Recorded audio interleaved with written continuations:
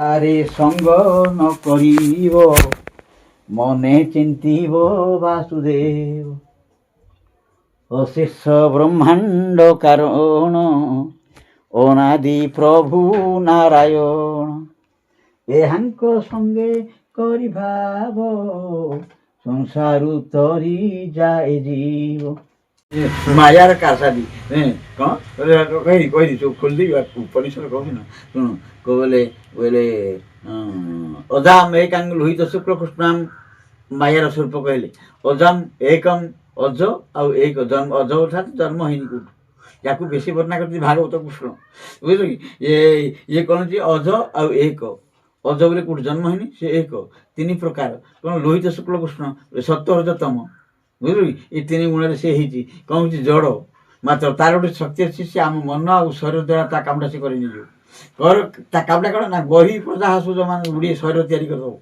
ଦିଅ ତାକୁ ଆକର୍ଷଣ କଲେ ସିନା ସେଇ ଶରୀର ତିଆରି କରିଦେବ ନହେଲେ କେମିତି କରିବ ତାର କାମ ଏଇଟା ଯିଏ ଜାଣିବ ତା ଆଡ଼େ ହବ ତୁ କିଏ ସେ ମୋତେ ଆକର୍ଷଣ କରିପାରିବୁନି କି ମୋତେ ଆକ୍ରମଣ କରିପାରିବୁନି ବୁଝିଲୁ କି ସେଇ ଏଇଟା ହେଉଛି କାମ ବୁଝିଲୁ କି এইটি রহিলা কথাটা সে বহি প্রজা সুজমান স্বরূপা ଗୁଡ଼ିଏ ଶରୀର ତିଆରି କରିଦେବାର ଲକ୍ଷଣଯୁକ୍ତ ସେ ଜଡ଼ ହେଲେ ମଧ୍ୟ ଶ୍ରୀକୃଷ୍ଣ କହିଲେ କ'ଣ ମାୟା କ'ଣ ଆଜ୍ଞା ନା ବସ୍ତୁ ରୂପୀ ମାୟା ଯେତେ ବସ୍ତୁ ଜଡ଼ ହେଲେ ମଧ୍ୟ ସବୁ ମାୟା ତାର କ'ଣ ଲକ୍ଷଣ ନା ସିଏ ଆମ ମନକୁ ସବୁ ଭେଳିକି ଲଗେଇବ ବୁଝିଲୁ ଆମ ମନରେ ସବୁବେଳେ ଭେଳିକି ଲଗେଇବ ଆମକୁ ତଳୁ ଖସେଇବ ଉପରକୁ ଛାଡ଼ିବନି ବୁଝିଲ କି ତେଣୁ ସେଇଠି ଆମେ ଯଦି ଶିକ୍ଷାଗତ ଯୋଗ୍ୟତା ଅଛି ବୈରାଗ୍ୟ ଅଛି ଇଏ କିଛି କରିପାରିବନି ଆଡ଼େ ଦେଖିଲେ ନମସ୍କାର କରିବ ବୈରାଗ୍ୟ ଏଇଠି କହନ୍ତି ବୈରାଗ୍ୟ ବୁଝିଲ କି ସୁଖ କୋଉଠି ଅଛି ଯେତେ ଆସୁଛି ସବୁ ଜଡ଼ର ଗୁଣ ଆମେ ଚେତନ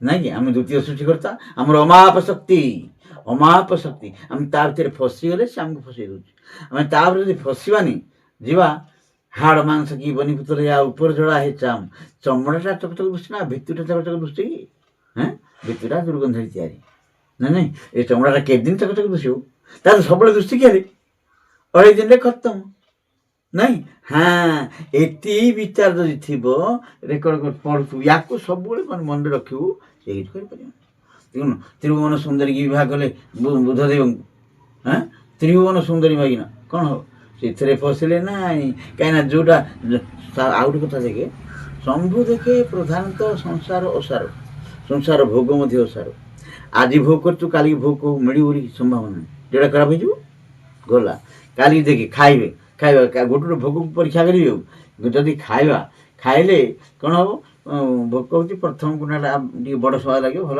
ଇଣ୍ଟରେଷ୍ଟ ଖାଇଦେବା ଦ୍ୱିତୀୟକୁ ଟିକେ ଇଣ୍ଟରେଷ୍ଟ କମିଯିବ ତୃତୀୟକୁ ଆଉ ଟିକେ କମିଯିବ ଚତୁର୍ଥକୁ ଆଉ ଟିକେ କମିଯିବ ଅଧଗ୍ରାସ ହେଲେ ଆଉ ଟିକେ କମିଯିବ ତାଥିରୁ ପାକୁଳି ମାକୁଳି ଏମିତି କ'ଣ ଖାଇବା ଛାଡ଼ି ପଳା ନାଇଁ କି ସେମିତି ଇଏ ପ୍ରଥମେ ତାର ଯୋନି ସମାନ ଥିଲା ଦେଖ ବୁଝିଲୁ ମୁଁ ଏଠି ପରୀକ୍ଷା ସୁଖକୁ ପରୀକ୍ଷା କରୁଛି ବୁଝିଲୁ କି ଏଠି ଗମା ତ କହୁନି ତୁ ଶିଷ୍ୟ ମୁଁ ଗୁରୁ ହେଲେ ଯୋନି ତାର ସମାନ ଥିବ ହେଲେ ଆମର ଲିଙ୍ଗର ପ୍ରବେଶ ଠିକ୍ ସମାନ ହେବ ତେଣୁ ଆମକୁ ସ୍ପର୍ଶଟା ଟିକେ ଭଲ ସ୍ପର୍ଶଟେ ଲାଗିବ ଆଉ କିଛି ନାହିଁ ସ୍ପର୍ଶ ହେଲା ବେଳକୁ କ'ଣ କରିବ ବୀର୍ଯ୍ୟ ଧାତୁ ବୀର୍ଯ୍ୟ କ'ଣ କୋଉଥିରେ ତିଆରି ନା ଯେତେ ଆମେ ଖାଦ୍ୟ ଖାଉଛେ ସବୁର ସାର ବସ୍ତୁ ଆଖିର ସାର ବସ୍ତୁ କାନର ସାର ବସ୍ତୁ ନାକର ସାର ବସ୍ତୁ ଜିଭର ସାର ବସ୍ତୁ ସବୁ ଇନ୍ଦ୍ରିୟ ମାନଙ୍କର ସାର ତିଆରି ଭରଦ୍ୱାଜ ପଚାରେ ଚରମ ମହର୍ଷି ଏଇ ଯେଉଁ ବୀର୍ଯ୍ୟ ଧାତୁ ବାହାରୁଛି ପାଣ୍ଡି ରୁଚି ସେଇଟା କୋଉ ନା ସର୍ଭେଭ୍ୟ ଅଙ୍ଗେଭ୍ୟ ତେଜ ସବୁ ଅଙ୍ଗର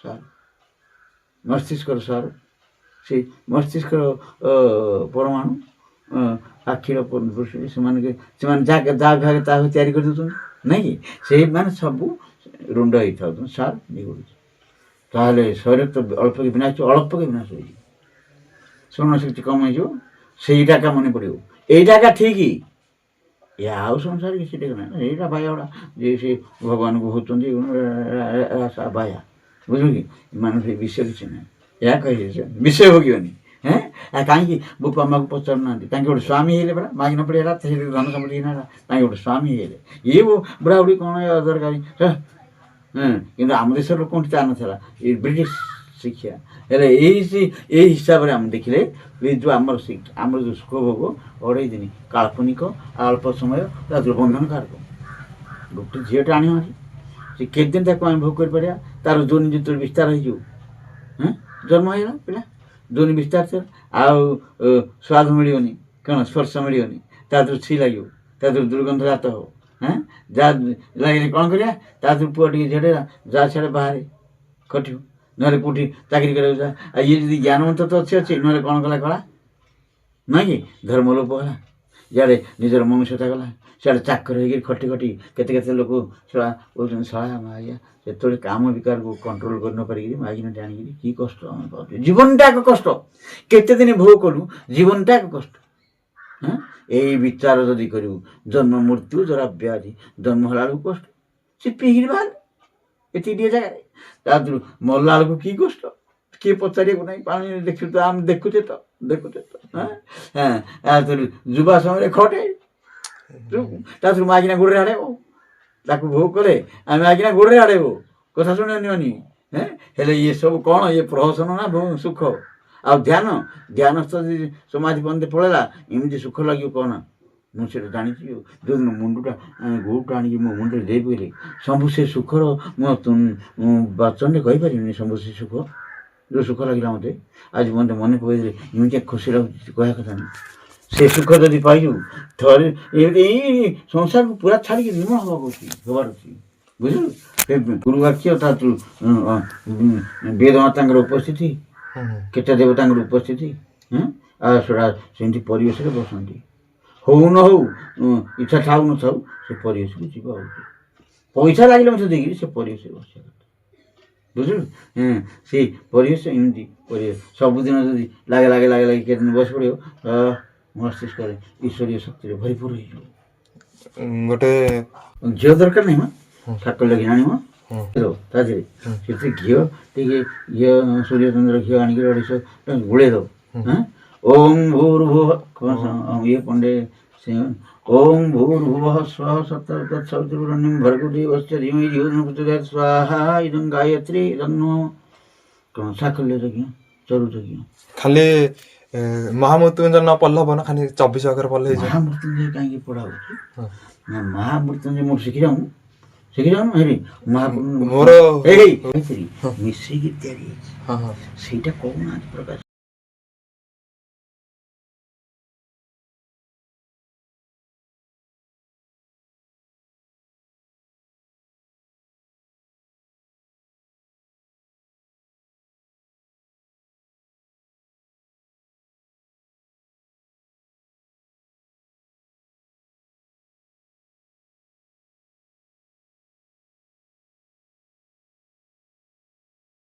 ନିକୃଷ୍ଟ ସ୍ତର ଚେତନର ନିକୃଷ୍ଟ ସ୍ତର କହୁଛି ପରା ଚେତନର ଗୋଟେ ନିକୃଷ୍ଟ ସ୍ତର ଅଛି ସେ ଚେତନ କେତେ ପ୍ରକାର ଚେତନ ତ ଏମିତି ବୋଲି କହିପାରିବନି ସେମିତି ବୋଲି କହିପାରିବନି ଚେତନ ସ୍ୱୟଂ ଚେତନ ହେଉଛନ୍ତି ଦୁଇ ପ୍ରକାର ଦୁଇଟା ଗୋଟେ ଜୀବାତ୍ମା ଗୋଟେ ପରମାତ୍ମା ବୁଝିଲ କି ଏ ଯେଉଁ ଜୀବାତ୍ମା ବୁଝିଲ କି ନିକୃଷ୍ଟ ସ୍ତରରେ ଅଛି ଏ ଯେଉଁ ଅନ୍ତଃକରଣ ମହାକୁକର୍ମକାରୀ ଅନ୍ତଃକରଣ ଯାକ ସବୁ ଅଛନ୍ତି ସେଠି ସେମାନଙ୍କୁ ହାତରେ ଧରି ତାଙ୍କେ କି ଉପାୟ କ'ଣ ଗୋଟେ ଜଡ଼ ବିଦ୍ୟା ଅଛି ଗୋଟେ ନାସ୍ତିକ ବିଦ୍ୟା ଅଛି ସେଇ ବିଦ୍ୟା ଆଜି ପର୍ଯ୍ୟନ୍ତ ମୁଁ ଦେଖିନି ଖୋଜୁଛି ମୁଁ ସେଇ ବିଦ୍ୟାକୁ ପୁରିକି ନିଆଁ ମାଡ଼ି ଇଏ କରିବାକୁ ସେମାନଙ୍କୁ ଧରି ତାଙ୍କୁ ରକ୍ତ ଖାଇବାକୁ ଦେଇକିରି ଲିଙ୍ଗରୁ ରକ୍ତ ଦେଇ ଖାଇବାକୁ ଜିଭରୁ ରକ୍ତ ଦେଇ ଖାଇବାକୁ ମାରାତ୍ମକ ଜିନିଷ ଯେତେକ ଅଙ୍ଗ ରକ୍ତ ଦେଇ ଖାଇବାକୁ ସେମାନଙ୍କୁ ପଠେଇକି ତାଙ୍କେ ଶୋଷିକିରି ମାରୁଛନ୍ତି ଆଉ ତାର ଭାଗ୍ୟ ଖରାପ ପଡ଼ିଲା ଦେଖିବେ ଯଦି ପଠେଇବେ ଭାଗ୍ୟ ବୋଲିଥିଲେ ପଠେଇ ପାରିବେନି ଭାଗ୍ୟ ଗ୍ରହ କେଉଁ ଗ୍ରହର କି ଖରାପ ଅବସ୍ଥା ତା ଭାଇ କ'ଣ ଦୀକ୍ଷା ଫିକ୍ଷା କିଛି ନେଇନଥିଲା କି ଦୀକ୍ଷା ସେ ମା ଆଜ୍ଞା ତ ମୁନାକୁ ମାରି ବୋଲି କରିଥିଲା ଆଉ ମୁନାକୁ ମାରି ବୋଲିକି ଭାଗ ଖାଇବ କେସରେ କରେ କେତେ ଆଗମ ଗୋଟେ ନିଗମ ଆଗମ ନିଗମର ଅର୍ଥ ଆଗମ ଶାସ୍ତ୍ର ନିଗମ ଶାସ୍ତ୍ର ବୋଲି ନାହିଁ ଗମନ ବୋଇଲେ ଆଉ ଏଠିକି ଆସିବ ନାହିଁ କିଏ ସେ ହେଲେ ବେଦାନ୍ତ ଦର୍ଶନ ସେସବୁ ଆଗମ ବୋଲେ ପୁରାଣ ତନ୍ତ୍ର ଏ ଯେଉଁ ତନ୍ତ୍ର ବିଦ୍ୟା ଅଛି ତନ୍ତ୍ରରେ ଗୋଟେ କେତେକ ଅଛି କ୍ଲିଂ କାଳି ନମଃ ହ୍ରିଂ ହ୍ରିଂ ବାଗ୍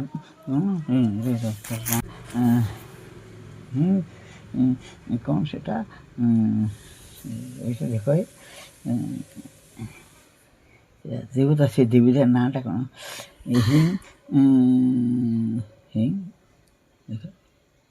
ବଗଳାମୁଖୀ। ହଁ, ଓಂ ହିଂ ବଗଳାମୁଖୀ ସର୍ବଦୁଷ୍ଟାନାଂ ମୁଖମ୍ ବାଚସ୍ତମ୍ଭ, ଏ ଗୋଟେ ମନ୍ତ୍ର।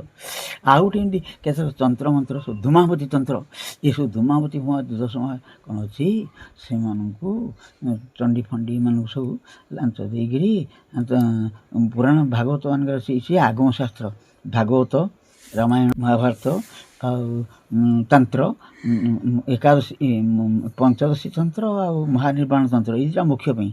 ବାକି ସବୁ ଯାକ ଆଗମ। ବୋଇଲେ ସ୍ତ୍ରୀ ସଙ୍ଗ କରିବ, ମାଛ ମାଂସ ଖାଇବ, ମିଶା ପିଇବ, ଇଏ ସବୁ ଯେତେକ ଅପ୍ରସ୍ତୁତ କଥା, ନରକ ଭୋଗିବ, ରୋଗ ଭୋଗିବ, ଇଏ ଆଉ ନିବୃତ୍ତି ମାର୍ଗ, ପ୍ରବୃତ୍ତି ଗୋଟେ ମାର୍ଗ, ଆଗମ ନିଗମ ଯାହା, ପ୍ରବୃତ୍ତି ନିବୃତ୍ତି ସେୟା। ପ୍ରବୃତ୍ତି କ'ଣ? ସଂସାର ପ୍ରବୃତ୍ତି, ଜନ୍ମ ମରଣ ନରକ ଦୁଃଖ କଷ୍ଟ, ଜନ୍ମ ମରଣ ନରକ ଦୁଃଖ କଷ୍ଟ, ପ୍ରକୃତି ଭୋଗ। ଆଉ ନିବୃତ୍ତି ମାର୍ଗ କ'ଣ? ଆଗମ ମାର୍ଗ ହେଉଛି ରାବଣର, ନିଗମ ମାର୍ଗ ହେଉଛି ରାମଚନ୍ଦ୍ରଙ୍କର। ବୁଝିଲ କି? ଆଉ ଆସିବନି, ଏ ସଂସାରକୁ ଦେଖିବନି, ସଂସାର ଭୋଗକୁ ସମ୍ପୂର୍ଣ୍ଣ ତ୍ୟାଗ କରିବ। ସଂସାର ଯେତେ ରୀତିନୀତି ସବୁ ଛାଡ଼ିକି ଆତ୍ମଧର୍ମକୁ ଇଏ କରିବ, ଆତ୍ମଧର୍ମକୁ ଆଚରଣ କରିବ, ଶରୀର ଧର୍ମକୁ ତ୍ୟାଗ କରିବ। ଶରୀରଟା ହେଲା ସଂସାର, ସଂସାର ଧର୍ମ ହେଲା ଜନ୍ମ ମରଣ, ସଂସାର ଧର୍ମ ହେଲା ନାକର ଧର୍ମ, ଆଖିର ଧର୍ମ, କାନର ଧର୍ମ, ସର୍ବଧର୍ମାନ ପରିତ୍ୟଜ୍ୟ କହିଲେ ଗୀତାରେ। କେଉଁ ଧର୍ମ? ନା ଇନ୍ଦ୍ରିୟମାନଙ୍କ ଧର୍ମକୁ ତ୍ୟାଗ କର, ଆତ୍ମଧର୍ମକୁ ଧର। ଆତ୍ମର ଧର୍ମ ସତ୍ୟ, ଶାନ୍ତି, ଦୟା, କ୍ଷମା, ବିଦ୍ୟା, ତପସ୍ୟା, ଈଶ୍ୱର ଭକ୍ତି, ଏସବୁ ଆତ୍ମର ଧର୍ମ। ସତ୍ୟର ଧର୍ମ ହେଲା, ଶରୀର ଧର୍ମ ହେଲା ମାଛ ମାଂସ କରି ଖାଇବା, ଭଲକରି କେଉଁଠି ଛେନାପୋଡ଼ ଫେନାପୋଡ଼ ଆଣିବା, ଭଲକରି କେଉଁଠି ମୈଥୁନ ସମ୍ପର୍କୀୟ ଗାନା ହେଉଛି ଶୁଣିବା, କେଉଁଠି ଆଖି ଭଲ ଭଲ ଟୋକିମାନେ ଅଛନ୍ତି ଟିକେ ତାଙ୍କର କେମିତି ହାଲୋଜିନ୍ ଜଳୁଛି, ଏସବୁ ଦେଖିବା। ଏସବୁ ଆଗ ମାର୍ଗ, ନରକ ମାର୍ଗ, ନରକ ଗର୍ଭକୁ ପଶିବା, ନରକ ଭୋଗିବା। ଆଉ ଏଇ ଦୁଇଟା ନିବୃତ୍ତି ମାର୍ଗ ହେଉଛି ଆମମାନଙ୍କର ଧର୍ମ। ଆମେ ଯେତିକି ଦୀକ୍ଷାଧାରୀମାନଙ୍କର ନିବୃତ୍ତି ମାର୍ଗ, ଯଥାସମ୍ଭବ ସଂସାରକୁ କମ୍ ବ୍ୟବହାର କରିବା, ଯଥାସମ୍ଭବ ସଂସାରକୁ କମ୍ ବ୍ୟବହାର। ମୁଁ ଟିକିଏ ସଂସାର ଜଡ଼ ପଦାର୍ଥ ଉପରେ ଆସ୍ଥାନ ରହୁଥିଲି, ଏବେ ଲେଖୁଛି ଅମୁକ ଶିରାପଟା ଆଣେ, ସମୁକ ଚାପଟେ, କାହିଁକି ଶଳା ମାରିଟା ରୋଗଗ୍ରସ୍ତ ହେଲା। ଲୋସନ ନ ଲଗେଇଲେ ଟିକେ ଆଣ୍ଠୁ ଗଣ୍ଠି କିଣୁଛି, ସିରାପ ନ ଖାଇଲେ ପାଟି ଫିଟିବନି, କି ଚାଲିପାରିବନି ସୁବିଧାରେ, କ୍ୟାଲସିୟମ ଡିଫେକ୍ଟ ହେଲା। ଏଇ ଶଳାଟା ପାଇଁ କରୁଛି, ମୋ ପାଇଁ ଦରକାର ନାହିଁ, କିଛି ଦରକାର ନାହିଁ। ପାଣି ଟିକେ ପିଇଲେ ମଧ୍ୟ ଚଳିଲା, କ'ଣ ଟିକେ ଖାଇଲେ କ'ଣ ଆତ୍ମା କ'ଣ ଖାଉଛି? ସେଥିପାଇଁ ଖାଇବାଟା, ଆହାର, ନିଦ୍ରା, ମୈଥୁନ, ଇଏ ଶରୀରର ଧର୍ମ। ବୁଝିଲ କି? ଦୟା, କ୍ଷମା, ଶାନ୍ତି, ସେବା, ତପସ୍ୟା, ବିଦ୍ୟା, ଈଶ୍ୱର ଭକ୍ତି, ଏସବୁ ଆତ୍ମାର ଧର୍ମ। ବୁଝିଲ କି? ସଂସାର ଧର୍ମକୁ ଯେତେ କମ୍ କରିବୁ ସେତେ ତୁ ଈଶ୍ୱର ପରାୟଣ ହବୁ। ସଂସାର ଧର୍ମକୁ ଯେତେ ବ୍ୟବହାର କରିବୁ ସେତିକି ସଂସାରରେ ରହିବୁ। ଆସୁ, ବୁଝିଲ କି? ଏ ଦୁଇଟା ହେଉଛି ସାର, ସବୁ ଶାସ୍ତ୍ରର ସାର, ସବୁ ଧର୍ମର ସାର, ସବୁ ପ୍ରକାର ଗମନାଗମନର ସାର। ଗମନାଗମନ ହେଉଛି ପରମାତ୍ମା ଗମନ, ଆଉ ଗମନାଗମନ ହେଉଛି ସଂସାର ଗମନ। ଦୁଃଖାଳୟ ଶାଶ୍ୱତମ୍, ସେଠି ହେଇଛନ୍ତି ସଂସାରରେ କୃଷ୍ଣ। ଆରେ ଅର୍ଜୁନ, ଇଏ ଦୁଃଖାଳୟ ଆଉ ଅଶାଶ୍ୱତ ବୋଲେ ଏକାପରି ରହୁନି, ବଦଳୁଛି। ଯିଏ ବଦଳୁଛି ସେ ଅଶାଶ୍ୱତ, ଯିଏ ଏକାପରି ରହୁଛି ସେ ଶାଶ୍ୱତ। ବୁଝିଲୁ କି? କେମିତି ବଦଳୁଛି? ଆଜି ଖରା ହେଇଛି, କାଲି ମେଘୁଆ ହେଉଛି, ପର୍ଣ୍ଣ ବର୍ଷା ହେଲେ ତାର ଗୋଟେ ଯୁଦ୍ଧ ହେଉଛି, ଇଏ ହେଉଛି ନା ଏମିତି। ତେଣୁ ଇଏ ହେଲା ଅଶାଶ୍ୱତ। ବୁଝିଲୁ କି? ତେଣୁ ଏ ଦୁଃଖାଳୟ ଆଉ ଅଶାଶ୍ୱତ। ବୁଝିଲୁ? ତେଣୁ ନିବୃତ୍ତି ଆଉ ପ୍ରବୃତ୍ତି ମାର୍ଗ, ନିବୃତ୍ତି ମାର୍ଗର ଦେବତା ହେଲେ ପରମେଶ୍ୱର, ପ୍ରବୃତ୍ତି ମାର୍ଗର ଦେବ ହେଲା ଶିବ, କାଳୀ, ଚଣ୍ଡୀ, ଭୈରବୀ। ଏ ହେଲା ଚଣ୍ଡିକାକୁ ସେବା କରିକିରି ସେ ବୃଷଳ, ସେ କନ୍ଧ ସୌରା ଜାତି ବୃଷଳ କହନ୍ତି, ମନ୍ଦକୁ ବୃଷଳ କହନ୍ତି। ମନ୍ଦ ଏ ଯେଉଁ କନ୍ଧ ସୌରା ଜାତି, ଚଣ୍ଡୀ ବସେଇକିରି ସେବା କରିକିରି ତାକୁ ସବୁ ବଳି ପକେଇକିରି ସବୁ ପୂଜା କରିକି ଖାଉଥିଲା। ସେ ଚଣ୍ଡୀ ତାକୁ ଆଶୀର୍ବାଦ କରିପାରୁ ସେ ନିବାଳ ଧନୀ ହେଇକିରି କେତେ ଗୁଡ଼ିଏ ସେମିତି ବୃଷଳଙ୍କୁ ରଖିକିରି ଆୟତରେ ଗୋଟେ ରାଜ ଚଳେଇଥିଲା ଜଙ୍ଗଲରେ। ଏ ପାପ ଭାର ବଢ଼ିଗଲା, କ'ଣ ହେଲା? ସେ ଗୋଟେ ନରବଳି ଦେଇଗଲି, ଗୋଟେ ମଣିଷକୁ ଆଣିକି ଗୋଟେ ରଖିଦେଲେ ବାନ୍ଧିକିରି, ସେ କିନ୍ତୁ ଫିଟିକି ପଳେଇଲା। ଯେମିତି ଜଳଭରତ ଅଛନ୍ତି କେଉଁଠି ନା ମହାନ ବିଷ୍ଣୁ ଭକ୍ତ ଜଳଭରତ, ଧାଡ଼ିରେ ତାଙ୍କୁ ଭାଇମାନେ ରଖିଛନ୍ତି, ତୁ ଖାଇକି ବସିଲୁ, କିଛି ତ କାମ କଲୁନି। ଆଉ 5 ଭାଇ, ତାଙ୍କ 6 ଭାଇ ଯେ, ଆଉ ତୁ ହେଲେ ସେ ଫସଲ ହେଇଛି ସେ ବଦର ହେଲେ ଜଗରେ, ବୋଲି ତାକୁ ଜଗେଇଛନ୍ତି। ସେ ଭାଡ଼ିକିରି ବସିଛନ୍ତି, ସେ ଯେଉଁ ହରିଣ ଫରିଣ ଆସୁଛନ୍ତି ହେ ହା କରିଦେଉଛନ୍ତି, ଆଉ କହିଲେ ସେ ପଳାଉଛନ୍ତି। ଇଏ କ'ଣ କଲେ, ଇଏ ଶଳେ ଖୋଜି ଖୋଜି ଗଲେ ଶଳା ସିଏ ବସିଛନ୍ତି, ଦେଖିଲେ ଶଳା ନାଗ ସାପଡ଼ା ଗୋଟେ କାନ କୁଣ୍ଡରେ ତାଙ୍କୁ ଧରି ପଳେଇଲେ। ଦେଖି ଇଏ ତ କିଛି କହୁନାହାନ୍ତି, ସବୁ ଚେତନା ଅଛନ୍ତି, ତାଙ୍କେ ଧଇଲେ ଇଏ ସବୁଗୁଡ଼ାକୁ ମୁଡ଼ି ଫିଙ୍ଗି ଦେବେ, କିନ୍ତୁ ସିଏ କିଛି କହିବେ ତୁ ଚୁପଚାପ ଶଳେ ବ୍ରହ୍ମ ବିଚାର ମସ୍ତ ହେଇକି ଅଛନ୍ତି। ଆଉ ତାଙ୍କେ କ'ଣ କଲେ, ଧରି ଆଣି ରଖିଦେଲେ ବାନ୍ଧିକି। ଯେତେବେଳେ ରାତି ପାଇଲା ସେଦିନ ବଳି ପଡ଼ିବ, ସେ ଶଳା ପଳେଇଲା କୋଉଟା ଯିଏ ଚଣ୍ଡୀ ବଳି ପକାଇବ, ଏକାଥରେ କାତି ଫାତି ଖଡ଼ଗ ଫଡ଼ଗ ଧରିକିରି ଫୁଲମାଳ ଧରିଲା ଆସିଲା। ଆଉ ଆଜ୍ଞା ବ୍ରାହ୍ମଣ ଗୋସାଇଁ ଏଇଠି ବସ, ଏଇଠି ପଦାର୍ଥ ଖାଇଲେ, ଆଉ ଗାଧୋଇଛନ୍ତି ତ ଏସବୁ କଲେ, ତମେ ଏ ଫୁଲମାଳ ପକେଇଲେ, ତାହିଁ ତ କିଛି କହୁନାହାନ୍ତି, ତାଙ୍କୁ ବେକାର ସବୁ ପକାଉଛନ୍ତି। ଆଉ ତାହିଁ ତ ତୁ ନେଇ ବସିଛନ୍ତି ବ୍ରହ୍ମ ବିଚାରି ସମସ୍ତେ ଚଣ୍ଡୀ ପକେଇବ ବୋଲି ମୁଣ୍ଡିଆ ମାର ବୋଇଲା ବେଳକୁ କାଳି ବାହାରିଲା, ଚଣ୍ଡୀ ବାହାରିଲା ସେ ମୂର୍ତ୍ତିରୁ, ଧଇଲା ଛଡ଼େଇଲା ତା ହାତରୁ ଖଡ଼ଗ ଦେଲା ଗାଧରେ ଚୋଟ ପକେଇ, ମୋର ଭକ୍ତ ମୋର ପୁଅ, ତୁ ତାକୁ ଆଣିଛୁ ମାରିବାକୁ, ହରେ ତମେ ଏକାଥରେ ଆଖିରୁ ଲକ୍ଷ୍ମୀ ଚଣ୍ଡୀ କାଢ଼ିଦେଲା, ସବୁ ଯାକ ହାଣି ପକେଇଦେଲେ।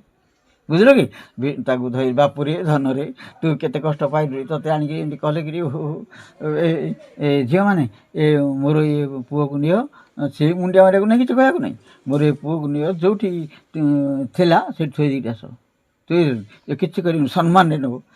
ତାଙ୍କେ ନେଲେ ଥୋଇ ଦେଇ ପଳେଇଲେ। ଦେଖିଲୁ ନା, ଏଇଟା ଉଦାହରଣ। ତେଣୁ ଏ ପ୍ରବୃତ୍ତି ମାର୍ଗ, ଏ ଦେବୀ, ଏ ଯେଉଁ ଚଣ୍ଡୀ କାଳୀ, ଇଏ ସବୁ ବିଶ୍ୱାସ କରନା। ବୁଝିଲୁ କି, ଇଏ ଚଣ୍ଡୀ କାଳୀ ହନୁମାନ, ଇଏ ସବୁ ଯେଉଁ ଶିବ, ଏ ଯେଉଁ ରାମକୃଷ୍ଣ, ଏ ସବୁ ଧନ୍ଦା। ବୁଝିଲୁ କି, ଏଗୁଡ଼ା ସବୁ ଆମ ଖାଲି ସଂସାରରେ କେମିତି ଭଲ ଜନ୍ମ ହେଇକି ରହିବା, କେମିତି ଭଲ ପୁଅ ଝିଅ ଜନ୍ମ କରିବା, ଆଉ ଆଜିକାଲି ମାଇକିନା କ'ଣ କେମିତି ଗୋଟାକୁ ଭଲ କରିବା, ନିରୋଗୀ ସନ୍ତାନ ଜନ୍ମ କରିବା। କ'ଣ କରିବେ ସନ୍ତାନ ଭାବୁନାହାନ୍ତି, ଆରେ ଆମ ଆତ୍ମା କେମିତି ପରମାତ୍ମାଙ୍କ ପାଖକୁ ଯିବ, ସେଇଠି ସିନା ସୁଖ। ଆଉ ଦେଖେ ସବୁ, ତୁ ଦେଖେ ପରିବାକୁ, କେଡ଼େ ଧନୀ ହଉ, କେଡ଼େ ବିବେକୀ ହଉ, କେଡ଼େ କ'ଣ ହଉ, ତା ମନରେ ଶାନ୍ତି ଅଛି କି ସବୁ? କାହିଁକି ନା ଏଇ ଜଡ଼ ପଦାର୍ଥ ତା ସେ ସବୁବେଳେ ଯେଉଁ ଆନନ୍ଦ ଲୋଡ଼ୁଛି, ସେ ଆନନ୍ଦ ଏଇ ଜଡ଼ ପଦାର୍ଥରେ କେଉଁଠୁ ଆସିବ? ଜଡ଼ ପଦାର୍ଥରେ ଆନନ୍ଦ କେଉଁଠୁ ଆସିବ? ସିଏ ବୋଲୁଛି ଆମେ ଯେଉଁ ଆନନ୍ଦରେ ଥିଲେ, ଆଗ ଥିଲେ ନା ସେଠି ଆମେ, ସେଇ ଆନନ୍ଦ ପାଇବି ବୋଲି ସେ ଚାହୁଁଛି। ଏଇ ପୁରରେ ସେ ଆନନ୍ଦ କିଏ ଦେବ? କିଏ ଦେଇପାରିବ? କାହିଁକିନା ଜଡ଼ ସବୁ ବିନାଶୀ, ଅଳ୍ପରେ ସୁଖ ସେ ଭୋଗ କରିପାରୁନି। ସେ ବୋଲୁଛି ମୁଁ ଚିରସ୍ଥାୟୀ ସେ ଆନନ୍ଦ ଭୋଗ କରିବି। ଆରେ ସେ ତାହେଲେ ତୁ ଯେଉଁଠି ଥିଲୁ, ଆମେ ଏଠି 100 ବର୍ଷ ରହିବା ନା, ଆଉ ବଡ଼ ହେଲେ 100 ବର୍ଷ ରହିବା, ଆଉ ସେଠି ତ ଆମେ ଅନାଦି କାଳ ପର୍ଯ୍ୟନ୍ତ ଥିଲେ ନା, ହେଲେ ଆମେ ଅନାଦି କାଳ ଯେଉଁଠି ରହିବା ସେଇଟା ଦେଖିବାନି। ଏଠିକି ଆସୁଥିବା, ଯାଉଥିବା, ମରୁଥିବା, ପାଲା ନା ନାହିଁ, ବିଚାରେ ମୁଣ୍ଡକୁ ନେଇ ଏ କଥାଟା ନା, ସତ ନା ମିଛ? ତୋର ତ ବିବେକ ଅଛି ନା, ପାଠଶାଠ ପଢ଼ିଛୁ ଏଇଟା। ତେଣୁ ସିଏ ଏଇଠି କୌଣସି ପ୍ରକାର ସୁଖରେ ସନ୍ତୋଷ ହେଉନାହିଁ, ଅସନ୍ତୋଷକାର ହେଉଛି। କାହିଁକିନା ଏ ସଂସାର ଯେତେ ପ୍ରକାର ସୁଖ, ଯେତେ ପ୍ରକାର ସମ୍ପଦ, କେବେ ହେଲେ ଜୀବାତ୍ମାକୁ ଶାନ୍ତି ଦେଇପାରିବନି। ଶାନ୍ତି ଦେବ କିଏ? ନା ପରମାନନ୍ଦ ଧାମ। ବୁଝିଲ କି, ଯେଉଁ ପରମାନନ୍ଦ ଧାମ ଅଛି, ଯେଉଁଠି ଆମେ ଥିଲେ, ଆମର ପ୍ରକୃତ ସ୍ଥାନ ଯେଉଁଟାକି ଆମର ନିଜର ସ୍ୱରୂପ, ସେଇଠି ଆମେ ସିନା ପରମ ଆନନ୍ଦରେ ରହିପାରିବା। ଏ ସଂସାରରେ କେତେ ପୁଅ ଝିଅ କେତେ କ'ଣ ହଉ, କେବେ ହେଲେ ଆମେ ଶାନ୍ତିରେ ରହିପାରିନି, ରହିପାରିବା ନାହିଁ। ବିକାର, ତେଣୁ ଏ ବିକାରମୟ ଜୀବନରେ, ଆମର ବିକାରମୟ ସଂସାରରେ ଆମର କୌଣସି ଆବଶ୍ୟକତା ନାହିଁ। କାହିଁକିନା ଆମେ ସ୍ୱୟଂ ନିର୍ବିକାରୀ। ଆମେ କାହିଁ ବିକାରକୁ ବସୁଛେ? ଯଦି ଆମେ ନିର୍ବିକାରୀ ତ ବିକାରକୁ କାହିଁ ଆସୁଛେ? ଆଚ୍ଛା, ଯଦି ଇଏ କହିଲେ ପଦକେ ଜ୍ଞାନ ଅଛି, ଏମିତି ଜ୍ଞାନ ଖୋଜିବୁ ଯଦି ପ୍ରତ୍ୟେକ କାର୍ଯ୍ୟରେ, ପ୍ରତ୍ୟେକ ପଦାର୍ଥରେ ଏତେ ଲେଖୁଛ, ମୋର ଇଣ୍ଟରେଷ୍ଟ ଅଛି କି ସେଥିରେ? କହୁଛି କାହିଁ ନା, ଆଜ୍ଞା ଗୋଟେ ଅପ୍ରସ୍ତୁତ ପଦାର୍ଥରେ ପାଇଛି, ସିଏ ତ ତାକୁ ଲୋଡ଼ୁଛି, ଆଉ ନଦେଲେ ତ ହେଇପାରିବନି। ମୁଁ ତ ୟା ଭିତରେ ରହିକି ଦର୍ଶନ ସିଏ ପାଇବ, ମୁଁ ସେଟାକୁ ମୁଁ ତ ହେଲା ବୋଲି ଭାବି, କାହିଁକିନା ମୁଁ ଅଳ୍ପଜ୍ଞ। ଆଉ ମୁଁ ଅଛି, ଶମ୍ଭୁ ଅଛୁ ରେ ନା? ମୁଁ ଅଛି, ମୁଁ ଆଉ ଅଛି ବୋଇଲୁ, ଏଇଠି ଆମେ ଭେଦିବା ପ୍ରତ୍ୟେକ ପଦାର୍ଥକୁ ଏମିତି ଭେଦେ। ଚେତନର ମୂର୍ତ୍ତି କିଛି ନାହିଁ। ଚେତନ ଅର୍ଥାତ୍ ଚେତା ଅର୍ଥାତ୍ ଜ୍ଞାନମୟର ମୂର୍ତ୍ତି କ'ଣ ହେବ? କ'ଣ ଅଛି? ଆଚ୍ଛା ଦେଖେ, ଯଦି ମୂର୍ତ୍ତି ଥାନ୍ତା, ଏ ସୂର୍ଯ୍ୟ ଚନ୍ଦ୍ର ନକ୍ଷତ୍ର ପୃଥିବୀ ଆକୁ ସବୁ କେଉଁ ମୂର୍ତ୍ତି ତିଆରି କରିଛି? ମୂର୍ତ୍ତି ତିଆରି ହେଇପାରନ୍ତା?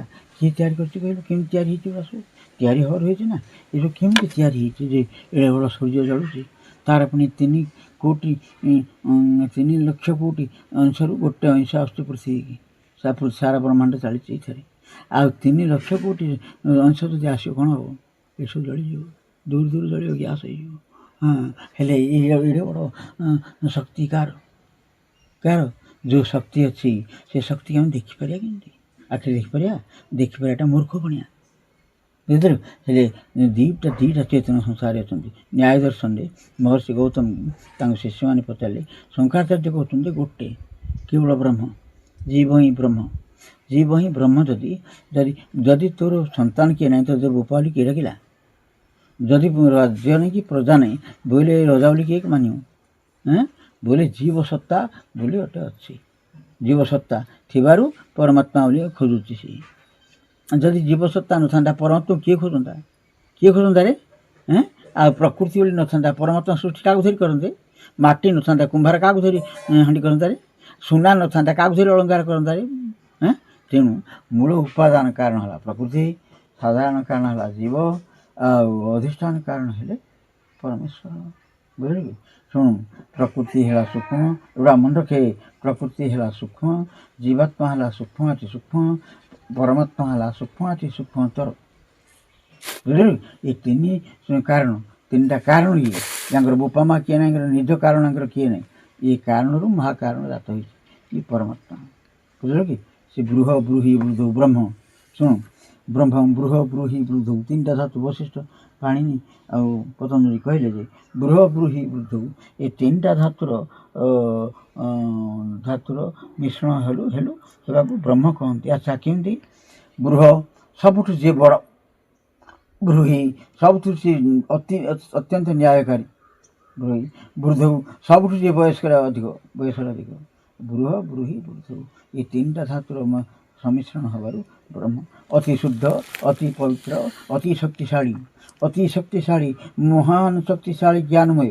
ବୁଝିଲ କି? ତାଙ୍କୁ ଦେଖାଯିବ କେମିତି? ଦେଖାଯିବ ଆଖି ତ ପରମାଣୁ ତିଆରି ହେଇଛି ନା, ସେ ତ ପ୍ରକୃତିରୁ ଉପରେ ସେ ପରମାଣୁ ତାଙ୍କର କେବେ ନ ଭୂତ ନ ଭବିଷ୍ୟତ। ଆଉ ପରମାଣୁ ଦ୍ୱାରା ତିଆରି ହେଇଥିବା ଆଖି କାନ ନାକ ଦ୍ୱାରା ତାଙ୍କୁ କେମିତି ଜଣାଯିବ ରେ? ଅସମ୍ଭବ ନା ସମ୍ଭବ। ତେଣୁ ତାଙ୍କୁ ଅନୁଭବ କରିବ। ତା ଦର୍ଶନ କରିବାକୁ ଭକ୍ତ ଯଦି ଚାହିଁବ ମାୟା ରୂପଟେ ଧରି। ଏବେ ଆମକୁ ନିଜକୁ ଦେଖି ହେଉଛି କି? ମାୟା ରୂପଟେ ଦେଇଛି ନା। ଆଉ ମାୟାରେ ତିଆରି ନା ଏଇଟା। ଆଉ ମାୟା ହେଉଛି ପରମାତ୍ମା, ପରମାଣୁ। ପରମାତ୍ମା ବୋଲି କହିଲେ କିଏ ମୂର୍ଖ ମୁଦି? ପରମାଣୁ ହେଉଛି ମାୟା। ବୁଝିଲେ କି? ପରମାଣୁର ଅତି ସୂକ୍ଷ୍ମ ସେଟା ହେଉଛି ପ୍ରକୃତି। ପ୍ରକୃତି ହେଉଛି ପରମାତ୍ମାଙ୍କର ସ୍ୱଭାବ। ଆଉ ସିଏ ବିକାରଯୁକ୍ତ, ଗୁଣଯୁକ୍ତ। ସବୁ ଯେତେ ବିକାରାଶ୍ଚ ଗୁଣାଶ୍ଚ ବିଧି ପ୍ରକୃତି ସମ୍ଭବ ଅଧ୍ୟାୟରେ କହିଲେ ବିକାର ଆଉ ଗୁଣ ପ୍ରକୃତିରୁ ଜାତ। ଜୀବାତ୍ମା ନିର୍ବିକାରୀ ଆଉ ନିପ୍ରକୃତି ହେଲେ ମଧ୍ୟ ଗୀତାରେ ତାଙ୍କୁ ପରା ପ୍ରକୃତି ବୋଲି କୁହାଯାଇଛି। ଅପରିୟମିତସ୍ତନ୍ୟାମ ବିଧିମ ପ୍ରକୃତି ମେ ପରାମ ଜୀବଭୂତା ମହାବାହୁ ଦୈଦନ ଧୈର୍ଯ୍ୟତି ଜଗତ।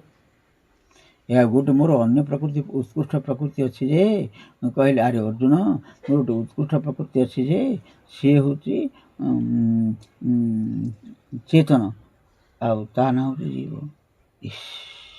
ମୁଁ ତ ସେ କାପା ହେଇଗଲି। କ'ଣ ଚେତନକୁ ପ୍ରକୃତି ବୋଲି ଭଗବାନ କାହିଁ କହିଲେ? ଆଚ୍ଛା, ସିଏ କ'ଣ ମୂର୍ଖ ହେଇଗଲେ? ମୁଁ କ'ଣ ପଣ୍ଡିତ ହେଇଗଲି? ନାହିଁ। ହେଲେ କେମିତି କଥା ହେଲା? ଜୀବକୁ ପ୍ରକୃତି କାହିଁ କହିଲେ? ଯୋଗ ଦର୍ଶନରେ ଦେଖିଲେ ମନରେ ଥିଲା। କିଏ ପଚାରିଲେ କହିପାରିବେନି, ଏ ଅସମ୍ଭବ କଥା। ଯେମିତି ଯୋଗ ଦର୍ଶନରେ ଥିଲା ଜୀବ ସବୁବେଳେ ପ୍ରକୃତି ପରିଣାମ ହେଇ ରହୁଛି। ଉପନିଷଦ କହିଲେ ଶ୍ରୋତାଶ୍ୱର ମହର୍ଷି ଗୁଣାନ୍ମୟୋଜଃ ଫଳକର୍ମ କର୍ତ୍ତା। ଆରେ ସେଟା ନିର୍ଗୁଣ ହେଇକିରି ଗୁଣାନ୍ମୟ କ'ଣ କହିଲେ ଏଠି? ନା ସବୁବେଳେ ଗୁଣକୁ ଆସୁଛି, ଗୁଣକୁ ଧରିକି ରହୁଛି, ଫଳ ଆଶାରେ କର୍ମ କରୁଛି। ଆଉ ଗୁଣ ତ ଫଳକୁ ପ୍ରସବ କରିବ ନା। ଫଳ ଆଶାରେ ଏଇ କରିବି ଯେ ମୋତେ କ'ଣ ମିଳିବ? ଏଇଟା ରହୁଛି ଜୀବର ଦୁର୍ବଳତା ତ ଦେଖେଇଦେବେ। ଜୀବର ଏଇ ଦୁର୍ବଳତା ଯୋଗୁଁ ଏତିକି କଷ୍ଟ ଇଏ ଭୋଗ କଲାଣି। କ'ଣ ନା ମୁଁ ଭୋଗ କରିବି। ମୋର ପୁଅ, ମୋର ଝିଅ, ମୋର ମାଇପ, ମୋର ଧନ ସମ୍ପତ୍ତି, ମୋର ଘର ବାଳ, ଘର କେଉଁଠି ଏଇଠି ଘରେ ଇଏ ଘର ବଡ଼ ହେଲେ 100 ବର୍ଷ ମଧ୍ୟ ଆମ ଶରୀର ରହିବ ନା।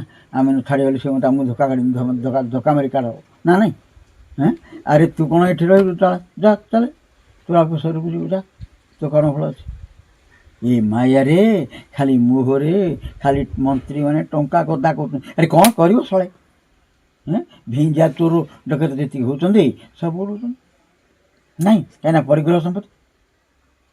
এইଟାରେ ସମ୍ଭବ ହେଲେ ସାର୍ କଥାକୁ ଧରିକିରି ଆମେ ଯଦି ତପମୟ ଜୀବନ ଯାପନ କରିବା ଆମକୁ ମାୟା ଛୁଇଁ ପାରିବ ନାହିଁ ବୁଝିଲୁ। ଏ ରଙ୍ଗଲାଲ ଗୁଡ଼ା ସବୁ ହାତ ପାଖରୁ ପଳେଇଲା ଖାଲି ଏଇଠି ଟିକେ ଅଛି ଏଇଟା ସେଇ ରଙ୍ଗ ନୁହଁ ଏଇଟା ଗୋଟେ ବିକାରଯୁକ୍ତ ରଙ୍ଗ ସେଥିପାଇଁ ଔଷଧ ଦେଇଛି ଡାକ୍ତର ଖାଇଲେ ମଧ୍ୟ ପଳେଇଗଲାଣି ଲାଇରାଜିନ୍ ବା ଲୁଗାରେ କ'ଣ ମିଳୁଛି ଗୋଟେ ପ୍ୟାକେଟ୍ 10ଟାକୁ 41 ଟଙ୍କା ଶ୍ରେଷ୍ଠ ଅପର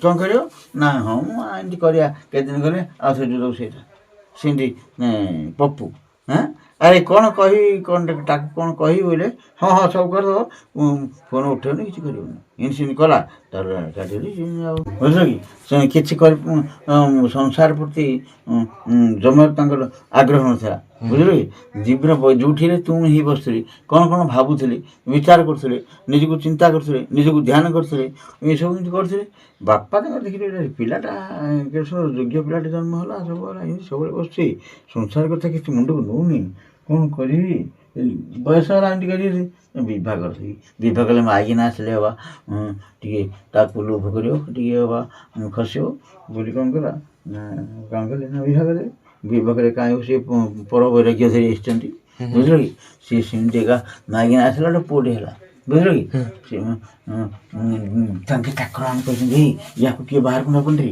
କାରଣ ସେ ଭିକ ଦେଖିବ କିଏ କାଶୁଛି ଦେଖିବ କିଏ ରୋଗ ହେଇଛି ଦେଖିବ କିଏ କାନ୍ଦୁଛି ଦେଖିବ ବୋଲେ ବିଗିଡ଼ିବ ବୁଝିଲ କି ୟାକୁ କିଏ ପଦାକୁ ନିଅ ପଦାକୁ ନିଅ ଉଆସ ଭିତରେ ସବୁ ଉଆସ ଭିତରେ ଦେଖୁ ଗୋଟେ ଚାକରଟା ଗଲେ ତା ଟିକେ ପଦାକୁ ତାରେ ବୁଲିବା ଟିକେ ଚାରେ ସବୁବେଳେ ଲଗେଇଲେ ଆଜ୍ଞା ସାରେ କହିଛନ୍ତି ମହାରାଜ କହିଛନ୍ତି ନେବନି ବୋଲି ଇଏ ଯୁବରାଜ କ'ଣ ସବୁବେଳେ କ'ଣ କରିବା ହଉ ତାର ଯାହା ପାଲିଙ୍କି କାଢ଼ିଲା ବସରେ ପାଲିଙ୍କି ତାହେଲେ ଚାରି ଯାଉ ଖଣ୍ଡେ ଦୂର ଦେଖିଲେ ଯେ ଗୋଟେ ବୁଢ଼ାଟେ ବସିକି ବାଟେ ଧରି ଖଣ୍ଡେ ଦୂର କାଶୁଛି କଫ ଦରକାର ପଡ଼ୁଛି ହାଡ଼ କଙ୍କଡ଼ା ମାଡ଼ୁଛି କହିଲେ ଇଏ କ'ଣ ନେ ସେ ଜାଣିନାହାନ୍ତି କିଛି ସଂସାର ଇଏ କ'ଣ ନେ ତା ନା କ'ଣ ଅବନା ଅବଧୂତ ନା କ'ଣ ଇଏ ବାପା ଇଏ ନା ଇଏ ଆଜ୍ଞା ବୁଢ଼ା ଲୋକ ମାନେ ନା ଇଏ ବୁଢ଼ା ହେଇଗଲା କ'ଣ ଏମିତି ବୁଢ଼ା ହେଇଯାଆନ୍ତି କି ନା ହଁ ସର ଏମିତି ବୁଢ଼ା ହେବ ପିଲା ହେବ ଭେଣ୍ଡା ହେବ ବୁଢ଼ା ହେବ ନା ଏମିତି ହୁଅନ୍ତି କି ତାହେଲେ ମୁଁ ଧରି ନା ଈଶ୍ୱର ଏମିତି ହେଲେ କି ଦେହରେ କିଛି କାର୍ଯ୍ୟ ନାହିଁ ଚିତ୍ର ଏମିତି ବୋଲି ବିଜେ ବୋଇଲେ ଆହୁରି ବିରକ୍ତ ହେଲେ ବୁଝିଲୁ କି ବୈରାଗ୍ୟ ଆହୁରି ରହିଲା ଆଉ ଟିକେ ଏମିତି ବୁଢ଼ା ହେଉଛି ଆଉ ରୋଗ ଧରିଦେଇଛି ରୋଗ ମଧ୍ୟ ଧରିଦେଇଛି ଏଇଟା କ'ଣ ରୋଗ କିରେ ନା ସେ କାଶ ହେଉଛି କ'ଣ ନା ତ କାଶ ହେଇକି କଫ ବାହାରୁଛି ଆଉ ଇସି ଇଏ କିଏ ଦେଖିବାକୁ ନାହିଁ ଏ କିଛି ଭଲ ନାହିଁ ଗଲା ଚାଟ ଗଲା ଆଉ ଗୋଟେ ଜାଗାକୁ ଗଲା ବେଳକୁ ଗୋଟେ ଘରେ କାନ୍ଦ ଗଳି ପଡ଼ିଛି କ'ଣ ଏମିତି ଶୁଭୁଛି ହରେ ବାପା ଇଏ କ'ଣ ଶୁଭୁଛି ନା ଆଜ୍ଞା ସେ ଘରେ କିଏ ଗୋଟେ ମରିଗଲା ଯେ କାନ୍ଦୁଛନ୍ତି ମରିଗଲା ବେଳେ ମାନେ କ'ଣ ହେଲା ସେ ବାହାରକୁ ଆଣିନ୍ତି ନା କ'ଣ ମରିଗଲା ମାନେ କ'ଣ ହେଲେ ନା ଆଜ୍ଞା ସେ ଦେହ ଏମିତି ମରିବ ଶରୀର କେତେବେଳେ ଆୟୁଷ ପୁରିଗଲେ ନା ଆୟୁଷ ପୁରିଯିବ ନା ତାହେଲେ ମୁଁ ତ ମରିବି ନା ହଁ ଈଶ୍ୱର ଚେତା ମୋର ଇଏ ଶରୀର ସେ ହେଲେ ଇଏ ମରିଗଲା ବେଳା ଆଉ ଖଣ୍ଡେ ଦୂର ଶବ ନେଉଛନ୍ତି ମଶାଣିକି ବୁଝିଲୁ କି କାନ୍ଦ ଶୁଣୁ ନୁକୁରଛୁ କି ହେଲେ କାନ୍ଧରେ ନେଲେ ରାମ ନାମ ସତ୍ୟ ହଉଛନ୍ତି ସେଠି ଇଏ କ'ଣ ଏମିତି କହୁଛନ୍ତି ନା ଇଏ ଆଜ୍ଞା ଇଏ ମରିଗଲା ଯେ ତାକୁ ମଶାଣି ନେଉଛନ୍ତି ପୋଡ଼ିବାକୁ ନା ଏମିତି ମରିକିରି ମଶାଣି ନ କ'ଣ ପୋଡ଼ିଦେବେ ନା ମତେ ମଧ୍ୟ ସେମିତି ପୋଡ଼ିବେ ନା କିଛି ଭଲ ନାହିଁ ମା ଡୋଳା ଗୋଟେ ଜାଗାରେ ଗଲା ବେଳକୁ କ'ଣ ଏମିତି ହେଉଛନ୍ତି ଯାଇକି ନା ଆଜ୍ଞା ବାଡ଼ାବାଡ଼ି ହେଉଛନ୍ତି କାହିଁ ବାଡ଼ାବାଡ଼ି ହେଉଛନ୍ତି ନା ୟାର ତାଙ୍କର କ'ଣ ୟାଙ୍କର କ'ଣ ଅନିଷ୍ଟ ହେଲା ଏମିତି ବାଡ଼ାବାଡ଼ି ହେଉଛନ୍ତି ଏ ସଂସାର ହରି ପୁଅ ଏ ସଂସାର ଏମିତି ଘାସ ବାଢ଼ିଛି କି ନା ଚାଲ ପଳେଇବା ସଂସାର ଭଲ ନାହିଁ ବୋଇଲେ ଏକାଥରେ ନିବାଡ଼ା ବୈରାଗୀ ହେଇତ ବସରେ ଆଉ ଖାଇଲେନି ପିଇଲେନି କିଛି କଲେନି ଆରେ ଡାକିଲେ କ'ଣ ଖାଉନୁ ଆସିବେ ହଁ ମନଟାକୁ କେମିତି କରିବି ଇଏ ସଂସାର କିଛି ଭଲ ନାହିଁ ବାପା ସେ କହିଲେ ବାପା ମୁଁ ଯାଇଥିଲି ଦେଖିଲି ଯେ ତୋତେ କିଏ ନେଇଥିଲା ରେ ନା ସେ ଅମୁକ ନେଇଥିଲା ସେ ହରେ ତାକୁ କାହିଁକି ନେଲୁ ପଦାକୁ ନା ସେ ତ ମୋତେ ରଖେଇ ଦେଲେନି ଆଉ ମୁଡ଼ି ଧରି ଆଉ ଇଏ କ'ଣ ଜବର ବିଗିଡ଼ାଣି ଆଉ କିଏ କ'ଣ କରିବ ଟିକେ ଜାଣି କରିବ ହେଲେ ତା ଜଗିଲେ ସମସ୍ତେ ଜଗିଥ ସେ କ'ଣ ଏମିତି ଜବର ବିଗିଡ଼ିଛି ଏମିତି କଲେ କେତେ ଜଗି ଇଏ କୁଆ ଟିକେ ପଳେଇଲେ ସେ ଶୋଇ ପଡ଼ିଲେ ଖାଇଲେ ପିଇଲେ ଖାଇଲେ ତ ସେଠି ଏଇଠି ମାଇକିନା ଶୋଇଛି ଅଣ୍ଡା ତା ପିଲାଟା ଶୋଇଛି ସିଏ ଶୋଇଲେନି ଆଉ ବସି ବିଚାର କଲେ ଏଇ ସମୟରେ କ'ଣ ହେଇଛି ଯେ ଯୋଗାଯୋଗ କଥା ସଂସ୍କୃତରେ ମଙ୍ଗଳାଚରଣ ମାଇକିନାଟେ ସଂସାର ବୈରାଗ୍ୟ ବିଷୟରେ କହିଲା ଜନ୍ମ ମୃତ୍ୟୁ ଜରା ବ୍ୟାଧି ଦୁଃଖ ଦୋଷ ଏଇସବୁ ବିଷୟରେ ବର୍ଣ୍ଣନା କରି ସଂସ୍କୃତରେ ଗାଇଲା ତାଙ୍କର ବ୍ୟାକରଣ ପଢ଼ିଆ ଲୋକ ସଂସ୍କୃତ ପଢ଼ିଆ ଲୋକ କାନି ଶୁଣିଲେ ଇଆଡ଼େ ତ ଇଆଡ଼େ ନିଆଁ ଜଳୁଛି ସେ ନା ଉଦ୍ରେକ କଲା ଆଉ ଏବେ କାପଡ଼ିଛି ସଂସାର କିଛି ଭଲ ନାହିଁ ମୋତେ ବାଳ ଏମିତି ପର ବୈରାଗ୍ୟ ଦେଖି ଯୋଉଠି ପଡ଼ିଲେ ସେଇ ସପ୍ତ କ୍ଷଣେ ଆଉ ସେ ଇଏ ଯାକ ସବୁ ଶୋଇଦେଲେ। ସେ ତାଙ୍କ ଗୁରୁ ଗୋଟେ ଯାଇ ଗୟା ତୀର୍ଥରେ ରାତି ପହିଲା ବେଳକୁ ଯାଇ ଗୟା ତୀର୍ଥରେ ଶୁଦ୍ଧୋଧନ ଏ ବୈଶାଳୀ ନଗରୀ ହିମାଳୟ ପାଦ ଦେଶରେ ସେଇ ରାତିରେ ରାତି ଉଠିକି ପଳେଇଲେ ଗୟା ତୀର୍ଥ ଆସିଲେ ଇଆଡ଼କୁ ଗୟା ତୀର୍ଥ ବୁଝିଲ କି ଗୟା ତୀର୍ଥରେ ଗୁରୁ କରି ନାମ ନେଲେ ନେଇକି ତ ସେଇଠି ସଂକଳ୍ପ କରି କହିଲେ ସକାଳୁ ଯାଇକି ଖୋଜିଲେ ଖୋଜିଲା ବେଳକୁ ନାହିଁ ଆଉ ଗଲା ସେ ତ ବଜାର ବୁଲେଇ ଦେଲୁ ତାକୁ ଦେଖେ ବୈରାଗ୍ୟ କେମିତି ଏମିତି ବୈରାଗ୍ୟ କିରା ଦୟାନନ୍ଦ ସରସ୍ୱତୀ ଯେତେ ଲୋକ ଯାଇଛନ୍ତି ସେ ବଡ଼ ବଡ଼ ଧନୀ ସିଏ ମଧ୍ୟ ଗୁଜୁରାଟ ବୁଝିଲ କି ଟଙ୍କାରା ବୋଲି ତାଙ୍କ ଗାଁ ବିରାଟ ବଡ଼ ଧନୀ ଜମିଦାର ଗୋଟେ ହେଲେ କ'ଣ କରିବ ଇଏ ତ ଯେମିତି ଜନ୍ମ ହେଲେ ଇଏ ତାଙ୍କେ ଜନ୍ମ ହଉ ହଉ କଥା କହିଲେ ବୁଝିଲ କି ସେ କ'ଣ ଯେମିତି କଥା କହେ କ'ଣ ଖଣ୍ଡିଆ କଥା ସେ ଦେଖିଲେ କ'ଣ ବିରାଟ ବଡ଼ ବିଧିବତା ସବୁ ବାହାରିଲା କହୁଛି ସେମାନେ କ'ଣ କରିଥିଲେ ନା ଏ ବୈରାଗ୍ୟକୁ ଆଶ୍ରୟ କରି ଜପ ତପ ସବୁ ଯୋଗ ବିଚାରେ ପ୍ରବେଶ ହୋଇଥିଲେ ବୁଝିଲ କି ସେମାନେ ପ୍ରବେଶ ତାଙ୍କର ଖଣ୍ଡିଆ ହେଇଯାଇଛି ଯୋଉଠୁ ଖଣ୍ଡିଆ ହେଇଛି ସେଇଠି ସେ ସୁଶ୍ରାଙ୍ଗ ସିଏ ମୋତେ ଅର୍ଜୁନ ପଚାରିଲେ ଗୀତା 66 ଅଧ୍ୟାୟରେ ଶାସ୍ତ୍ର କ'ଣ ଶୁଣିଲୁନି କି ତୁ ଖାଲି ଇଏ ଶୁଣିଛୁ ନା ଶ୍ରୀକୃଷ୍ଣଙ୍କୁ ପଚାରିଲେ ପ୍ରଭୁ ଏଇ କିଏ ଯୋଗ ବିଦ୍ୟାରେ ପ୍ରବେଶ ହେଲା ଭକ୍ତି ଯୋଗରେ ପ୍ରବେଶ ହେଲା ମରିଗଲା କ'ଣ ଆୟୁଷ ପୁରିଗଲା ମରିଗଲା ନହେଲେ ଇନ୍ଦ୍ରିୟ ମାନେ କ'ଣ ଅସୁବିଧା ହେଲା ମରିଗଲା ନହେଲେ କିଏ ମାରିଦେଲା ଏମିତି ତାର ସେ ଯେତିକି କରୁଥିଲା ସେ କ'ଣ ଉଡ଼ିଯିବ ନା ନାଇଁ ନହି କଲ୍ୟାଣ କୃତ କୋଶ୍ଚିନ୍ ଦୂରତି ତାତେ ଗଛତି ଆରେ ଅର୍ଜୁନ ଆରେ ବାପା କଲ୍ୟାଣକାରୀ ଲୋକ କେବେ ହେଲେ ମରେନି ବୁଝିଲ କି ତାର କେବେ ହେଲେ ଖରାପ ହେଇଥାଏ ତାକୁ ଏଇଟା ଶରୀରଟା ଗୋଟେ ସେଇଟା ଦେବ ଗୋଟେ ଶରୀରକୁ ଖାଇବ ତେଣୁ ସିଏ କଲ୍ୟାଣକାରୀ ଲୋକର ଅବନତି ହୁଏନି ଉନ୍ନତି ହୁଏ ମୁଁ ତାକୁ ଯୋଉଠୁ କରିଛି ସେ ସର୍ବଜ୍ଞ ତାକୁ ଆଉଥରେ ଯୋଉଠି ସେ ହେବ କେଉଁଠି ଜନ୍ମ ହେଲେ ସେ ତାର ଆଉଥରେ ଆରମ୍ଭ କରିବ ସେଇଠି ପଠେଇଦେବି ଆଉ ମୁଁ ବୁଦ୍ଧି ଯୋଗ ଦେଇଦେବି ବୁଦ୍ଧି ଯୋଗରେ ସମତ୍ଵ ବୁଦ୍ଧି ଯୋଗ ଅର୍ଥାତ୍ ସମତ୍ଵ ସମସ୍ତଙ୍କୁ ସମାନ ଦେଖିବ ଆଉ ସବୁ କଥାକୁ ସମାନ ଦେଖିବ ସଂସାରରେ ପଶିବ ନାହିଁ ଏଇ ଆତ୍ମା ଆକର୍ଷଣ ସେଇଠୁ ସେ ଯୋଉଠି ସରିଯାଇଛି ସେଇଠୁ ଆରମ୍ଭ କରିବ ବୁଝିଲୁ ଧ୍ୟାନଟା ନିଜକୁ କରନ୍ତି ବୁଝିଲୁ କି ଯଦି ଗାୟତ୍ରୀରେ କରେ ନହେଲେ ଓଙ୍କାରରେ କରେ ଓଙ୍କାରଟା ତ ପରମାତ୍ମା ଜୀବାତ୍ମା ଗାୟତ୍ରୀ ଆଗ ମନ୍ତ୍ରୀକୁ ଧ୍ୟାନ କରିବ ତ ନିଜ ଆତ୍ମାରେ ଧ୍ୟାନଟା କରିବ ଆତ୍ମାରେ କେମିତି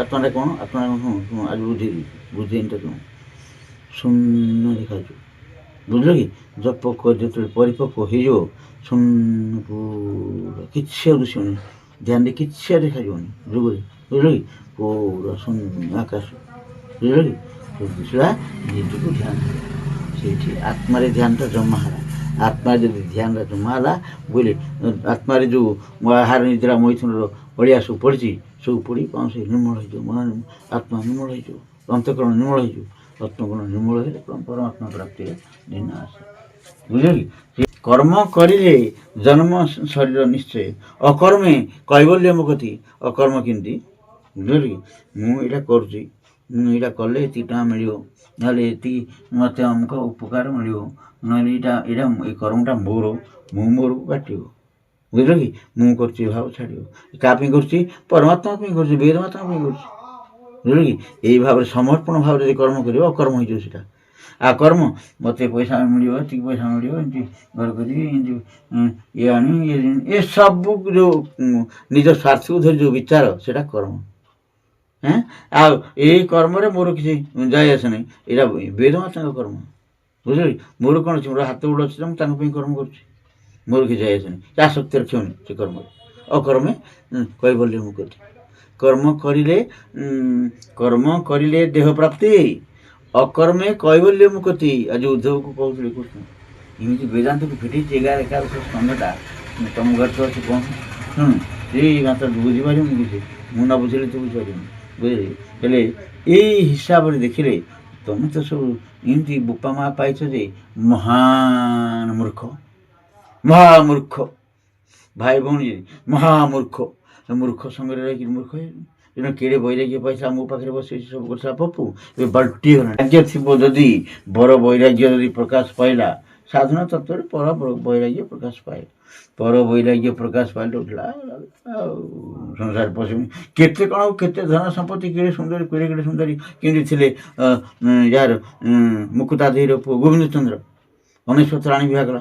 ବୈରାଗ୍ୟ ଧରି ଜନ୍ମ ହେଲା ପିଲାଟା, କାହିଁକିନା ମାଆଟା ସାଧିକା ନା, ମାଆଟା ଜ୍ଞାନୀ ସାଧିକା ତାର ଗର୍ଭରୁ ଯେମିତି ଜନ୍ମ ହେଲା, ଜନ୍ମ ହଉ ହଉ ତ ବୈରାଗ୍ୟ ଦେଖିଲା ସଂସାରରେ ପ୍ରବେଶ ହଉନି। ସିଏ ବୋଲି ସିଏ ଉଠିଲେ କ'ଣଟା କରେ ବୋଲି ହଁ କରିବ ଏମିତି କହୁଛି। ଇଏ କେମିତି ସଂସାର କରିବ କ'ଣ କରିବ? ଯେମିତି ଟିକେ ବୟସ ହେଲା ସେ ମାଇକିନା ଆଣିକି 19 ମାଇକିନା ବିବାହ କରିଦେଲେ। ବିବାହ କରିଦେଲା ଯେମିତି ବିବାହ ସେ ସେଥିରେ ଟିକେ ହେଲା ହେଲେ ମଧ୍ୟ ବୈରାଗ୍ୟ ଥାଏ ସେଇଟା ଧରି ଆସିଛି ଆଉ। କାହିଁକିନା ମାର ଅଂଶ ଗର୍ଭଟା ବୈରାଗ୍ୟପୂର୍ଣ୍ଣ ହେଇଛି। କ'ଣ କରିବ? ସେ ଗଲେ କ'ଣ କଲେ ଇଏ ତ କିଛି ସବୁ କଲା ଯେମିତି ବୋଇଲେ ହଁ ଏଥର ହେଲା ଯିବା ବେଳକୁ ତା ଘଇତା ଯେମିତି ଅକାଳରେ ମରିଗଲା। ସେ ତୁ ଗଲା ସଂକଳ୍ପ ଶକ୍ତି ଦ୍ୱାରା ଯମପୁରକୁ ଗଲା ମୁକ୍ତ ଦେଇ ଯୋଗ ସିଦ୍ଧି ହେଇଛି ନା, ଯମପୁରକୁ ପଚାରିଲା ସେ ମରିଲେ କ'ଣ ମୋର ସ୍ୱାମୀ କାହିଁକି ନା ଆଣିଲୁ? ତାଙ୍କ ନା ମା ସେମିତି ତ ଆୟୁଷ ପୁରିଗଲା ଆଉ ମୁଁ ଆଣିଲି ଆଉ କାହିଁକି ଆଣି ରେକର୍ଡ଼ ପତ୍ର ତାକୁ ରେକର୍ଡ଼ ପତ୍ର ଦେଖିଲେ ୟାର ବାହାରି ପଡ଼ିଲା 21 ବର୍ଷରେ ମୃତ୍ୟୁ। 21 ବର୍ଷରେ ମୃତ୍ୟୁ ଯେମିତି ଭାରି ପଡ଼ିଲା ସେମିତି ତ କହିଲା ପୁଅ ତୁ ଆଜିକା ଯୋଗୀ ହେଇକି ପଳା। ଆଜି ଯୋଗୀ ପଳେଇ ସେ ତ ବୈରାଗୀ ଥିଲା। ମୁଁ ତ ଆଗରୁ କହୁଥିଲି ତୁ ମାଇକିନା ଯେଉଁ ଏତିକି ଆଣି ମୋତେ ଦେଲୁ ଇଏ ମାଇକିନା ଆଣି କ'ଣ କରିଲୁ କେମିତି କରିଲୁ କ'ଣ କରିଲୁ? ନା ତାର ମାଇକିନା ମାୟାରେ ପଡ଼ିକି ଘାରି ହଉ କିଛି କାର୍ଯ୍ୟ ନାହିଁ ଏଥିରେ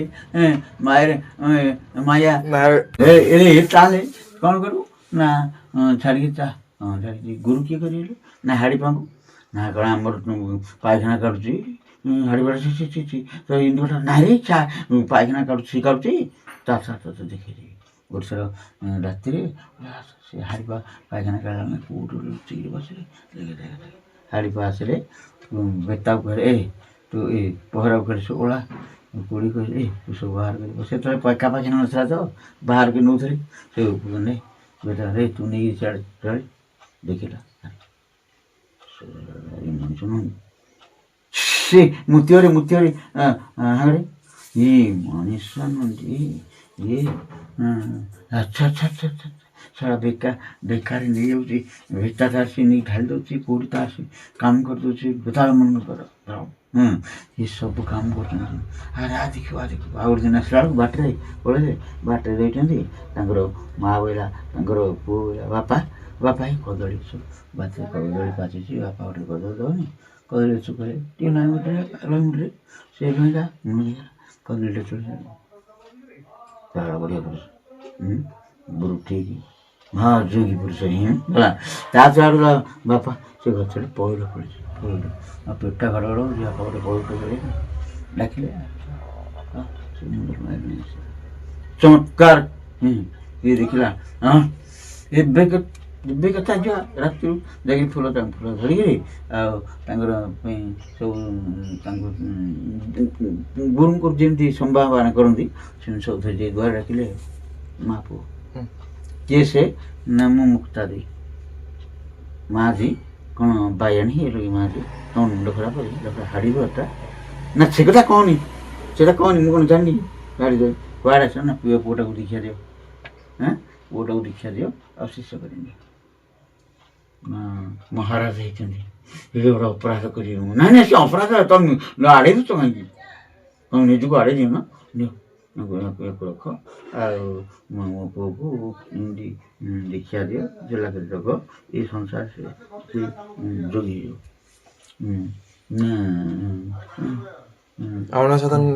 ରାଣୀକୁ ଗଲେ ରାଣୀ ରହିଲି ବୋଲେ ସିଏ ମାନେ କାନ୍ଦ କଲେ ତମେ ପଳେଇବ ଆମେ ପିଲା ଛୁଆଙ୍କର ହେଇଯାଇଥିଲା ନାଇଁ କାହାର ହେଇନାହାନ୍ତି ହେଲେ ଏଇସବୁ ତମେ କଲ ଏମିତି କରିବ କେମିତି ଯିବ ଆରେ ସେ କଥା ମୁଁ ବୁଝିବି ଇଏ କହିଲେ ଇଏ ଗୋବିନ୍ଦ ଚନ୍ଦ୍ର ମୁକୁତା ଦେଇ କହିଲେ ସେ କଥା ମୁଁ ବୁଝିବି ସିଏ ତ ଚାହିଁଲେନି ଆଉ ତାଙ୍କର ଯଦି ଆଗରୁ ବୈରାଗ୍ୟ ଅଛି ଇଏ ଖାଲି ଯୋଡ଼ି ଦେଇଥିଲେ ନା ଆଉ ସେତେ ଆସକ୍ତି ନଥିବ ବୁଝିଲୁ କରନ୍ତି ତାଙ୍କ ସହିତ ବ୍ୟବହାର ସତ କିନ୍ତୁ ଆସକ୍ତି ନଥାଏ ତାଙ୍କେ ଦେଖନ୍ତି ପିଲା କ'ଣ ୟାକି ଭେଣ୍ଡା ହେଇକି କ'ଣ ଆସକ୍ତି ନାହିଁ ଏମିତି ହେଇଥିଲା ଦେଲା ତ ତାଠୁ ସେପର ଯୁଗ ଗଲା ସତ୍ୟଗୁଣ ଯୁଗ।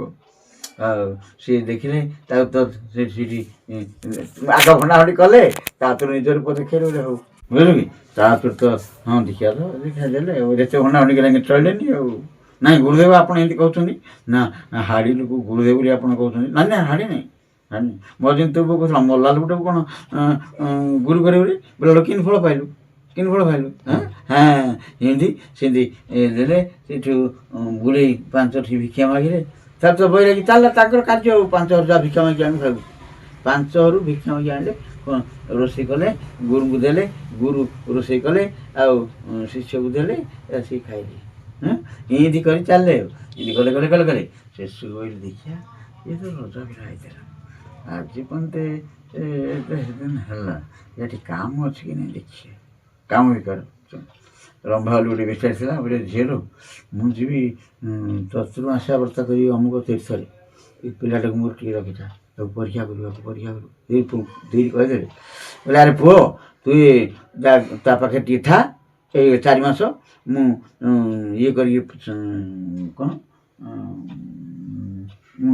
ଚତୁର୍ମାସିଆ ବ୍ରତ ଧାରଣ କରି ଦେଇଦେବି, ଆସିବି ମୁଁ ମିଶିକି ଯିବା ଆଉ ତୀର୍ଥ ଭ୍ରମଣ କରିବି। ସବୁ ଲାଗୁଥିବ ଗୋଟେ ଘୋଡ଼ା ହେଉଥିବେ, ସୂତାଟେ ପୁଣି ଦିନକୁ ଘୋଡ଼ା ଯେ ସେତିକି କମ୍ କରିକି ଖିଆ ହେଉଥିବେ, ପ୍ରାଣାୟାମ ଚାଲିଥିବେ। ସେତିକି ଯେଉଁଦିନ ସରିଯିବ ଖିଆ ସେଦିନ ବନ୍ଦ।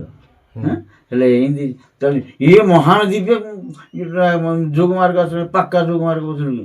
ସେ ଗଲେ ଯେମିତି କଲେ ସେମିତି ଚାଲି ତା ପାଖରେ ରଖିଦେଇ ଗଲେ। ସିଏ ତ ଗୁରୁ ତ କହିଛନ୍ତି ପରୀକ୍ଷା କରିବୁ। ବେଶକୁ 100 ଆସିଲା ବୋଲେ ମହାରାଜ ଆପଣ ରଜା ହେବା ଇଏରେ ବୟସରେ ଏଇ ଯେଉଁ ବୈରାଗ୍ୟ ହେଇକି ଯେମିତି କରୁଛନ୍ତି, ସେଥିରୁ କ'ଣ ମିଳୁଛି? ମୋ ସହିତ ଆସ ଦେଖ କେମିତି ପଲଙ୍କ ସଜି, ଦେଖ ମୁଁ କେମିତି ସୌନ୍ଦର୍ଯ୍ୟ ମୋର ମନ୍ଦି ହେଇଛି, ତୁମେ ୟାକୁ ଭୋଗ କର। ଏଇଥିରୁ କ'ଣ ମିଳିବ? ଛାଡ଼ ସେ ଯୋଗୀ ବେଶ, ସେଥିରୁ କ'ଣ ମିଳିବ? ଏ ଯୁବା ବୟସରେ ଭୋଗ କରିବା ବୟସ ଏବେ ଭୋଗ ନ କରିକିରି ଏଇଥିରୁ କ'ଣ ମିଳିବ ଆପଣଙ୍କୁ? ବର୍ତ୍ତମାନ ଯା କିଏ ତ ବହି ଯାଇକିରି ପକ୍କା ହେଇଯାଇଛି, ଯା ତୁ ଭଉଣୀ ଜଣ କଥା କହୁଛୁ ବୋଇଲେ ମୋ ଆଡ଼େ ବୋଲେ ଆଉ କହିବ କାହିଁକି ରାଗ ପଡ଼ିଛି ବୋଲି ଅଭିଶାପ ଦେବି ନା ବୋଲେ ଆଡ଼େ ଯିବ। ଏମିତି କେତେ ଦିନ ଛାଡ଼ିକିରି ଏମିତି 3-4 ଥର ପରୀକ୍ଷା କଲା, ପକ୍କା ସେଠି ଗୁରୁଦେବ ଆସିଲେ ବୋଲେ ଅଦୃଶ୍ୟରେ ତାକୁ ପଚାରିଲେ କ'ଣ କେମିତି କି ମନ୍ତ୍ର ଦେଇଛ ତମେ? ଧନ୍ୟବାଦ ଆଡ଼େ ବାପା ଝିଅ ବୋଲେ ତାଙ୍କେ ତୀର୍ଥ ଭ୍ରମଣ କରି ଆସିଲେ। ଏତିକି ଭିକ ମାଗେ, ଏତିକି ଆଣେ, ଏତିକି ଏମିତି ସାଧେ, ଏମିତି ବସେ, ଏମିତି ସେମିତି କରେ କରିକିରି ଆସିଲେ। ଜାଣିଲୁ ନା ସବୁ ଆମେ ସ୍ୱରୂପ ଆଉ ଆଗ୍ରହ ପଡ଼ିଲେ ହେଉନି, ବୁଝିଲୁ ନା? ଗୁପ୍ତ କଥାଟା ତ କହିଲି, ଆମେ ଆମ ସ୍ୱରୂପରେ ରହିବାର ଅଛି। ଆମେ ହେଲେ ଆତ୍ମା ନାହିଁ, ମନ୍ତ୍ର ଦ୍ୱାରା ଆତ୍ମାଟା ସବୁବେଳେ ଯୋଡ଼ିକି ରଖେ। ଅକଲଟା ଫିଟିକି କହିଯାଉଛନ୍ତି କହୁଛି ଏ ସ୍ୱରକୁ ଚାହାଁ, କାହିଁକି ଏ ସ୍ୱର ଦିନେ ପଳେଇବ। କେତେ ସୁନ୍ଦର ସୁନ୍ଦର ଗୋଡ଼ ହାତ ହେଇଛି, ରହିବ କିରେ? ଆମ ଗୁରୁ ମୋତେ କହିଲେ ବୋଲେ ଆରେ ତୋର କହୁଛୁ, ମୁଁ କହିଲି ନା ଆଜ୍ଞା ମୋର ଶରୀରଟା ଏମିତି ହେଇଛି, ଗାୟତ୍ରୀ ସାଧନାରେ ନା ତତେ ଯେମିତି ଯୋଗ ହେବ ମୋତେ ସେମିତି ହେବନି। ଆରେ ଏଇ ଶରୀରରେ ଗାୟତ୍ରୀ ଅଛି କିରେ? ଆଉ ଗାୟତ୍ରୀ କେଉଁଠି ରହିବେ? ଆତ୍ମା ରହିବେ। ଆତ୍ମାକୁ ନିର୍ମୂଳ କରିବା ପାଇଁ କରନ୍ତି ନା ଶରୀରକୁ ନିର୍ମୂଳ କରିବା ପାଇଁ କରନ୍ତି? ନହେଲେ ଆତ୍ମା ହୁଏ। ହେଲେ ଆତ୍ମାଟା ଚିରସ୍ଥାୟୀ ନା ଶରୀରଟା ଚିରସ୍ଥାୟୀ? ନହେଲେ ଆତ୍ମାଟା ଚିରସ୍ଥାୟୀ। ତା ଶରୀରଟା ଏଇ ଯେଉଁ ବନ୍ଧନରେ ପଡ଼ିଛି ସେ ଆତ୍ମା, ତାକୁ ଫିଟେଇବା ନା ନାହିଁ? ନା ଫିଟେଇବା। ତାହେଲେ ଶରୀର ବୋଲି କାହିଁକି କହୁଛୁ? ବୋଲି ମୁଁ ଲୋକ ଦେଖେ ନାହିଁ କହୁଛି ନା ନାଇଁ ନାଇଁ ସେ ନାହିଁ, ମୁଁ ଦୀକ୍ଷା ଧରି କାହାକୁ ଶରୀରକୁ ଧରିକି ନାଇଁ, ତ ଆତ୍ମାକୁ ଧରି ବାସ୍। ଆତ୍ମା ଅନ୍ତଃକରଣ ଯୁକ୍ତ ଆତ୍ମା କେମିତି ନିର୍ମଳ ହେଇଯିବ? ଯେଉଁ ଶରୀର ମୋ ଶରୀରଟା ବି ବଡ଼ ସୁନ୍ଦର ହେଇଛି, ସବୁ ହାତ ଗୋଡ଼ ସମାନ ଅଛି, ହେଲେ ବାତ ପିତ୍ତ କଫ ମୋତେ ଯେମିତି ଦୁଃଖ ଦେବ ତତେ ସେମିତି ଦୁଃଖ ଦେବ ନା ନାହିଁ? ଯମ ମୋ ପ୍ରତି ଯେମିତି ବ୍ୟବହାର କରିବ ତୋ ପ୍ରତି ସେମିତି ବ୍ୟବହାର କରିବା ନାହିଁ? ବାସ୍। କାଳ ଆସିବ ମୋତେ ଯେମିତି ଶାସ୍ତି ଦେବ ତତେ ସେମିତି ଶାସ୍ତି ଦେବ ନା ନାହିଁ? ଆଉ ଏକା କଥାରେ କ'ଣ ଶରୀରରେ କ'ଣ ଅଛି? ଶରୀର ଛାଡ଼େ ମୋ ଲାଇନିକି ଆସେ, ମୋର ଠିକ୍ ବୁଝିଲ କି? ସେ ତ ଯେତେ ଭାଇଲି ଦେଖିବା କେମିତି ବିକାର ଆସିବ, କିଛି ନାହିଁ ଆଉ, କିଛି ନାହିଁ ବୁଝିଲ। ତେଣୁ ସଂସାର ଥାଇକି ନଥାଇପାରି ଆମେ ଏ ଶରୀରକୁ ଦେଖିକି ଏ ଶରୀରର ସୁଖ ପାଇଁ ମାଗିନାହିଁ। ଶରୀରଟା ଚିରସ୍ଥାୟୀ ହେବ କି? ଆଚ୍ଛା ସେ ସୁଖ ଭୋଗିଲେ କ'ଣ ସବୁବେଳେ ପାଇଁ ସମାନ ରହୁଛି? ଆଚ୍ଛା ସେ ସୁଖ କ'ଣ ସବୁବେଳେ ହେଇପାରୁଛି କି? ଆଉ କେତେ ସମୟ ଆରମ୍ଭ ହେବ ସରିଯିବ। କୃଷ୍ଣ କହିଲେ କ'ଣ? ଯେ ହି ସଂସ୍ପର୍ଶ ଭୋଗା ଦୁଃଖ ଯୋଉ ରହିବତେ। ଆରେ ଅର୍ଜୁନ, ଦୁଇଟାର ସଂଯୋଗରୁ ଯେଉଁ ସୁଖ ହୁଏ ସେ ମହାଦୁଃଖର କାରଣ। ଦେଖି ଗୋଟେ ମାଗିନାଟି ଆଣିବ। जो जे ही संस्पर्श लाभोगा 22 पंचम अध्याय 22 ये 23 जे ही संस्पर्श लाभोगा दुख जो न होते आद्यंतवंत कौंते न तेसरम दुख जो न बोले दुखर कारण दुईटा संजोगर जो सुख मिले से महादुखर कारण तातु कौन आरंभ हम सर आद्यंतवंत कौंते न तेसरम बुध बुद्धिमान लोक से रमण करती नहीं न तेसरम तातु सकृति भाव प्राक्षर विक्षणात् काम क्रोध भवम बेगम सजुक्त सुखीनर जी मरबार पूर्वर कामर बेग आ क्रोधर बेग को सह्य कला से मनीष जी कार्यकारी करदेला से पशु बुझल काम आसे बेग बेग आसुची ओ कुआड़े मन पड़ुची कौन बोले कौन भाई पकाउची अपवित्र कथा भाई पकाउची सेमती करनी सहब सेटा सहया पड़े से तुलसी कथा भावियोनी खरा विचार आड़े उल्टे दा पड़े गुरु वाक्य को मन करियो तातु गुरु बइला किसी किसी मन करदो गुरु वाक्य होला शिष्य पई अमृत एटा हम गुप्त कथा दे कहली गुरु वाक्य शिष्य पई अमृत ए वाक्य तो कौन किन काम केन लागुची केन लागुची संसार दुख को देखिले वाक्य केन लागुची तुम घर रो परिस्थिति देखे हैं हाँ तातु माइकिना मध्य आसो जब सब किसी गोटे माइकिना सब रोगी हाँ सब रोगी कौन कर पैसा खर्च ए तू 8,000 टका मास को दूसरी मेडिकल हाँ मेडिकल हो दो हेले ये माइकिना केमती आ सुख लगे रे अपा पैसा तो गला हाँ तातु जे संस्पर्श भोगा दुख जो एवटे आद्यंत बंत कौंते न गला तातु सकृति हवे सोड़ पाक्षर विमुक्षणात् जे प्राक शरीर विमुक्षण शरीर छाड़ा पूर्वर जी प्रथम कामर बेग आ क्रोधर बेग सह्य कर सी हूँ मनुष्य आउ अन्य माने जी कार्यकारी कर दे पारे सी है पशु बुझा कृष्ण वाक्य कृष्ण केमी ये जाना कथा बुझल कि तेणु ये जो वाक्य मान को धरिकी वैराग्य जन्म मृत्यु जरा व्याधि दुख दुशानुदर्शन ये 13 अध्याय अच्छी 13 अध्याय तृतीय त्रयोदश अध्याय अच्छी अमानित्व अदम्भित्व हिंसा क्षंत्रार्जवम बुझल कि आचार्य उपासन सर्जमात्म विनिग्रह इंद्रियार्थेषु वैराग्य इंद्रिय मान करते वैराग्यानु इंद्रियार्थेषु वैराग्य अहंकार जन्म मृत्यु जरा व्याधि दुख दुशानुदर्शन ए दुख मान को विचार कर त्याग कर उणा वर्णना कर गीतारीटा ये दुखर दूसर ये दुख आ दोष ये दुख आ दोष हाँ ओ वर्णना तक्षण का प्राण छाड़दा मन हो पढ़ी बुझल तेणु ये वैराग्य सुख सब अनुभव करे ये गोटे दिन आसले बही आम अच्छी से बहीटा वैराग्यटा बुझेरी ये कड़ करदू बुझल कि से बहीटा ये जिते आट्राक्शन हो मन को हाँ ये वैराग्यटा शुणी दौ बुझल से मुझे बाबा बाबा पे कहे भाई केड़े आग्रह कर रोजगार सारा कि मागिने बड़ुटा कि मरुनी आम गुरु को कहे मागिना आसी ये बड़ुआ बुढ़ाटा कि बड़ सीटी ये दबाई धरी बस चा थंडा है सियाड़े तरकारी किसी आने कौन कर बड़ुआ मोर मुझे आज्ञा सब कहूँ नारी मूर्खटा आम जो हाँ टी मठिया कि बजेरी कि छाटी कण आसी से भगवान जो आम पाखक ने आम परीक्षा करी कौन काम अच्छी कि क्रोध अच्छी कि ये कौन अच्छी परीक्षा कर तो ने ना हाँ ठीक ये परीक्षा आम शुणीदे गला ये शुणी ये मूर्खटा पाखे मुझे ठाणी पुओ झील बायाटा को झील दे से बायाटा से झील को पूछल तार गोटे झील से कड़े कौन कर मोर अकर्तव्य हो पाप जन्म कर बाध्य रही ना ये किए मुझे सारी पेट को पड़ा मुझे जो मान सागे रही था मत तो रोग बाहर पड़ा मोर ये शरीर ना जोगी मान पाखे मुझे केत दूर पड़ी होते पड़े आ संसार प्रति मोर आसक्ति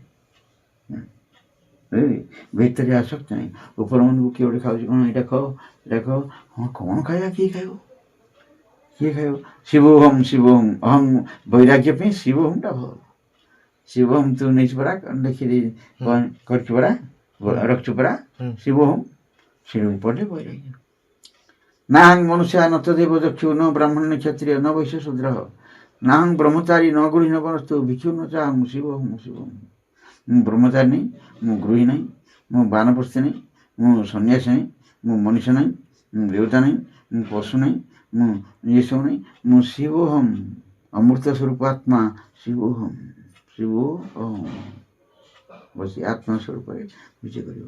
ଧ୍ୟାନଟା ଆତ୍ମାରେଖା କରନ୍ତି। କେମିତି କରନ୍ତି ତ ଶିଖେଇଦେଲି। ନିରାକାର ଭାବରେ ଧ୍ୟାନଟା ଆତ୍ମାରେଖା ମନରେ କରିବୁ। ମନ ବୁଦ୍ଧି ଚିତ୍ତ ଅହଙ୍କାର ବାଡ଼େଇ ଦେବ।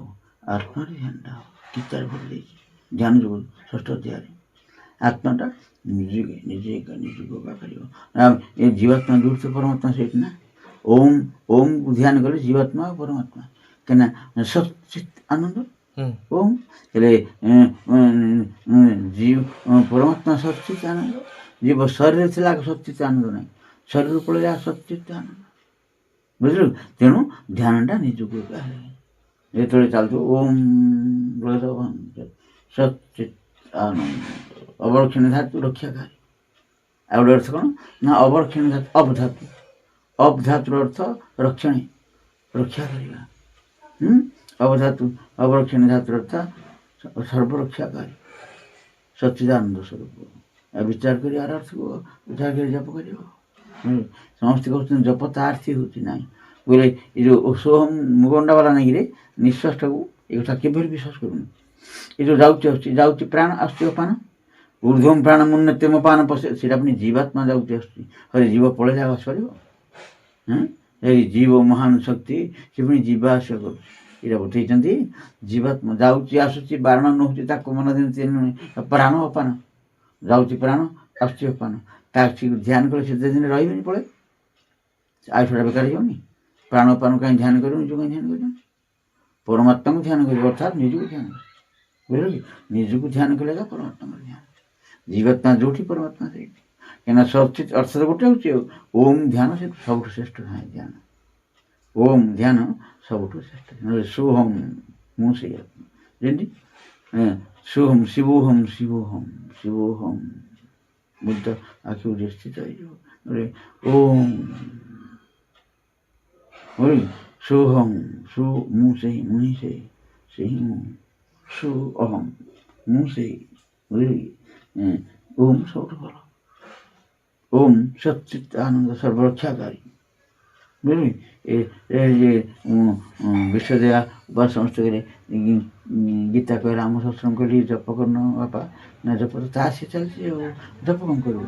ଏ ଭଗବାନ ତାପରେ ତାସ୍ ଚାଲିଛି। ମହର୍ଷି ପତଞ୍ଜଳି କି ଗୁରୁଦେବ କହିଲେ ଜପ କ'ଣ ଗୁରୁଦେବ ତା ଜପ ତଦର୍ଥ ଭାବନମ୍ ତା ଜପଟେ ତାର ଅର୍ଥକୁ ଭାବିବା ହେଉଛି ଜପ। କ'ଣ ଯେଉଁ ପଦ କଥିକୁ ତାର ଅର୍ଥକୁ ଭାବିବା ଅର୍ଥାତ୍ ଅର୍ଥକୁ ଭାବିଲା ବେଳକୁ ଆତ୍ମା ବୁଝିଲ କି? ଆତ୍ମା ଆସୁଛି।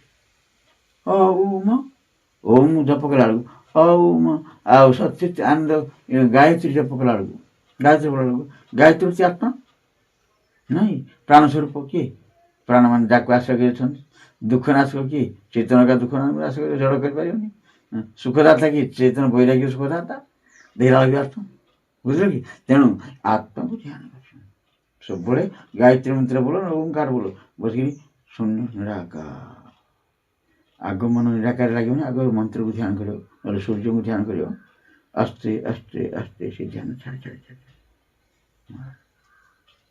ସମାନ ସେ ଧ୍ୟାନ ଟିକେ ପଢ଼ୁଥିବ ଟିକେ ପଢ଼ୁଥିବ ଟିକେ ପଢ଼ୁଥିବ ଏମିତି ନିଶ୍ୱାସକୁ ରୁନ୍ଧି ନେବ। ନିଶ୍ୱାସ ସହିତ ମନର ସମ୍ପର୍କ, ମନ ପ୍ରାଣ ସହିତ ମନର ସମ୍ପର୍କ। ପ୍ରାଣବାୟୁ ଯିବା ଆସିବା ପୁରା ଅମୃତମୃତ ଉପରେ ବସୁଛି। ବୁଝିଲି? ପ୍ରାଣ ଯିବା ଆସିବାରେ ସେ ମଧ୍ୟ ଚଞ୍ଚଳ ହେଉଛି। ତେଣୁ ନିଶ୍ୱାସକୁ ରୁନ୍ଧି ରଖିବାର ଚେଷ୍ଟା କରିବ। ଆସ୍ତେ ରୁନ୍ଧୁ ଦେଖୁନ ମନ ସହିତ ନିଶ୍ୱାସ ମଧ୍ୟ ରୁନ୍ଧି ହେଇଯିବ। ବୁଝିଲ କି? ନିଶ୍ୱାସ ମଧ୍ୟ ରୁନ୍ଧି ହେଇଯିବ। ରୁନ୍ଧି ହେଇଗଲା ନା ଚାଲିଲା ସେ ସୁଖ ପରି ଆଉ ସୁଖ ଦୁନିଆରେ ପାଇବନି। ଜୁନିର ସୁଖ ନାହିଁ। ଜୁନି ଭୋଗ କରିବା ମହାନ ଦୁଃଖ। ସବୁଦିନ ପାଇଁ ଦୁଃଖ। ପିଲାଟା ଟିକେ ଝିଅଟେ ଜନ୍ମ ହବ ନା ତାର ତ ଭଲ ଲାଗିବନି। ଗଲା ସବୁଦିନ ପାଇଁ ଗଲା ଇଏ ପୁଅ ଝିଅ ଜନ୍ମ ହବ ନା କ'ଣ ହବ? ନା ମାଇକିନା ଆସିବ ନା ଦୁର୍ଗନ୍ଧ। ଅମୃତ ଆଉ ଯଦି ପଳେଇଆଇଲେ ସେ ମନ୍ତ୍ର ଯଦି ଉପର ଉପଧରି ପଳେଇଆଇଲେ ବେଦମାତ୍ରେ ପଳେଇଆଇଲେ ଗୋଟା ମୁଁ ମୋତେ କହିଲେ କ'ଣ ଚାହୁଁଛ ଇଏ ପୁଣି ବସିଥିଲା ଏଇଠି ହେଇଠି ବି ଲାଗୁଛି ଆଉ ମୁଁ ଓଳି ପଡ଼ି ଚଳୁଛନ୍ତି କ'ଣ ଚାହୁଁଛ ଏଇଠି କ'ଣ ଚାହୁଁଛ ମୁଁ ପ୍ରଭୁ ଏ ଆପଣଙ୍କର ଇଏ ପାଦଟା ମୁଁ ଚାହୁଁଛି ମୋ ସଂସାର କିଛି ଇଏ ଲୋକ କିଛି କୌଣସି ଭଲ ଅନ୍ୟ ପଦାର୍ଥ ଚାହୁଁଛି ବୋଲେ ଆମେ ମୁଣ୍ଡରେ ପାତ୍ର ଥୋଇଦେଲେ ସମ୍ମାନ ବାଜିଗଲା ଯେମିତି ଏତେ ସୁଖ ଲାଗିଲା। ବୋଲି ଏ ଭଗବାନ ମନ୍ତ୍ରରେ ଯଦି ଏତେ ସୁଖ ଅଛି ମନ୍ତ୍ରକୁ ଧାରଣ କଲେ କେମିତି ନ ହେବ। ତେଣୁ ସେଇଦିନରୁ ସଂସାର ଯିଏ ମୂର୍ଖ ହେଇଥିବ ସେ ବି ଭାବ ଏଇଟା ସତ କଥା କହିଛି। ଆଜିକାଲି ଯିଏ ମହାମୂର୍ଖ ହେଇଥିବ ଗୋଟେ ମାଇକିନାର ନରକକୁ ଭୋଳିବ ଦେହରେ ଆଉ ପଡ଼ିବ। ଆଉ ତା ଦେହରୁ ସବୁ ଶାସ୍ତ୍ର କହୁଛି ବିବାହରେ ଯେ ପୁଅ ଝିଅ ଜନ୍ମ କଲେ ଯେ ମୁକ୍ତି ନହେଲେ ମୁକ୍ତି ନାହିଁ ଏସବୁ ଅନ୍ଧବିଶ୍ୱାସ କଥା। ଏସବୁ ଅନ୍ଧବିଶ୍ୱାସ କେଉଁଠି ଶୁଣିପାରୁଛୁ ସତ୍ୟଶାସ୍ତ୍ର ମାନଙ୍କରେ ଦେଖୁଛୁ ପ୍ରବଚନ ମାନେ କରୁଛନ୍ତି। ଖାଲି ସଂସାର ବଢ଼େଇବା ପାଇଁ ଏମିତି କହୁଛନ୍ତି ଆଣ୍ଠୁଗୁଡ଼ା ଦୋଷ ଲାଗିବ ଅପତିକ ଦୋଷ ଲାଗିବ ବେକାରିଆ କଥା ସବୁ ପୁରା ବେଦାନ୍ତ ଦର୍ଶନ ଆଉ ଉପନିଷଦ ସିଦ୍ଧାନ୍ତ ଶ୍ରୀକୃଷ୍ଣ ଏକବାର ଉପନିଷଦ ସିଦ୍ଧାନ୍ତ କହୁଛନ୍ତି ବୁଝିଲେ କି। ଯଦି ସେତେବେଳକୁ ଆସିଥାନ୍ତୁ 35 ପଳେଇଲା ପରେ 40 ପଳେଇଲା ପରେ ଆଉ ଆଣିଛୁ 40 ରୁ 50 10 ମିନିଟ୍ ଗୀତା ଆରମ୍ଭ ହେଉଛି। ଏବେ ଏକାଦଶରେ ପଡ଼ିଯାଇଛି ଶ୍ରୀ ଏକାଦଶ ଭାଗବତ କହିଲା ବିପ୍ର ଜଗନ୍ନାଥ ମନମୋହିନୀ ବିଷ୍ଣୁମୟା ତ୍ରିଗୁଣୀ ତୀର୍ଥକାୟ ଏହାରେ ସଙ୍ଗନ କରିବ ମୋହନ ଚିନ୍ତିବ ବାସୁଦେବ ଅଶେଷ ବ୍ରହ୍ମାଣ୍ଡ କାରଣ ଅନାଦି ପ୍ରଭୁ ନାରାୟଣ ତାଙ୍କ ସଙ୍ଗେ କରିଭାବ ସଂସାର ତୋରି ଯାଇଯିବ। ବୁଝିଲ କି ସଂସାର ତରିବାକୁ ହେଲେ ସିଏ ଆବଶ୍ୟକ ମାଇକିନା ଆବଶ୍ୟକ ନାହିଁ। ଆମକୁ ସଂସାର ତରିବା ନିହାତି ଆବଶ୍ୟକ ନାହିଁ। ଜ୍ଞାନ ପ୍ରାପ୍ତି ହେଇଛି ଦୀକ୍ଷା ନେଇଯାଇଛି ଆମ ଗୁରୁ ମହାଜ୍ଞାନ ଦେଇଛନ୍ତି ବୁଝିଲ କି। ତେଣୁ ସେ ତାକୁ ଆଶା କରିବା ତ ଆମେ ସବୁଦିନ ପାଇଁ ଏ ଜନ୍ମ ମୃତ୍ୟୁ ରକ୍ଷା ଏ ଯୋନି ମାର୍ଗ ରକ୍ଷା ନହେଲେ ଚାଲି ଦୁଃଖ ଶ୍ରମ ବୁଝିଲୁ ନା ନାଇଁ ହେଉନି। ଆଉ ଏମିତି ତୁ ଆସିଲୁ ଏତିକି ସମୟ କିନ୍ତୁ ଚିତ୍ତ ଶୁଦ୍ଧି ହେଲା ଏ ମହାମୂଲ୍ୟବାନ ଜିନିଷ କେଉଁଠି ମିଳିବରେ ପ୍ରବଚନ ମାନଙ୍କରେ ଦେଉଛନ୍ତି ନା ଯାହା ଛାଡ଼ୁ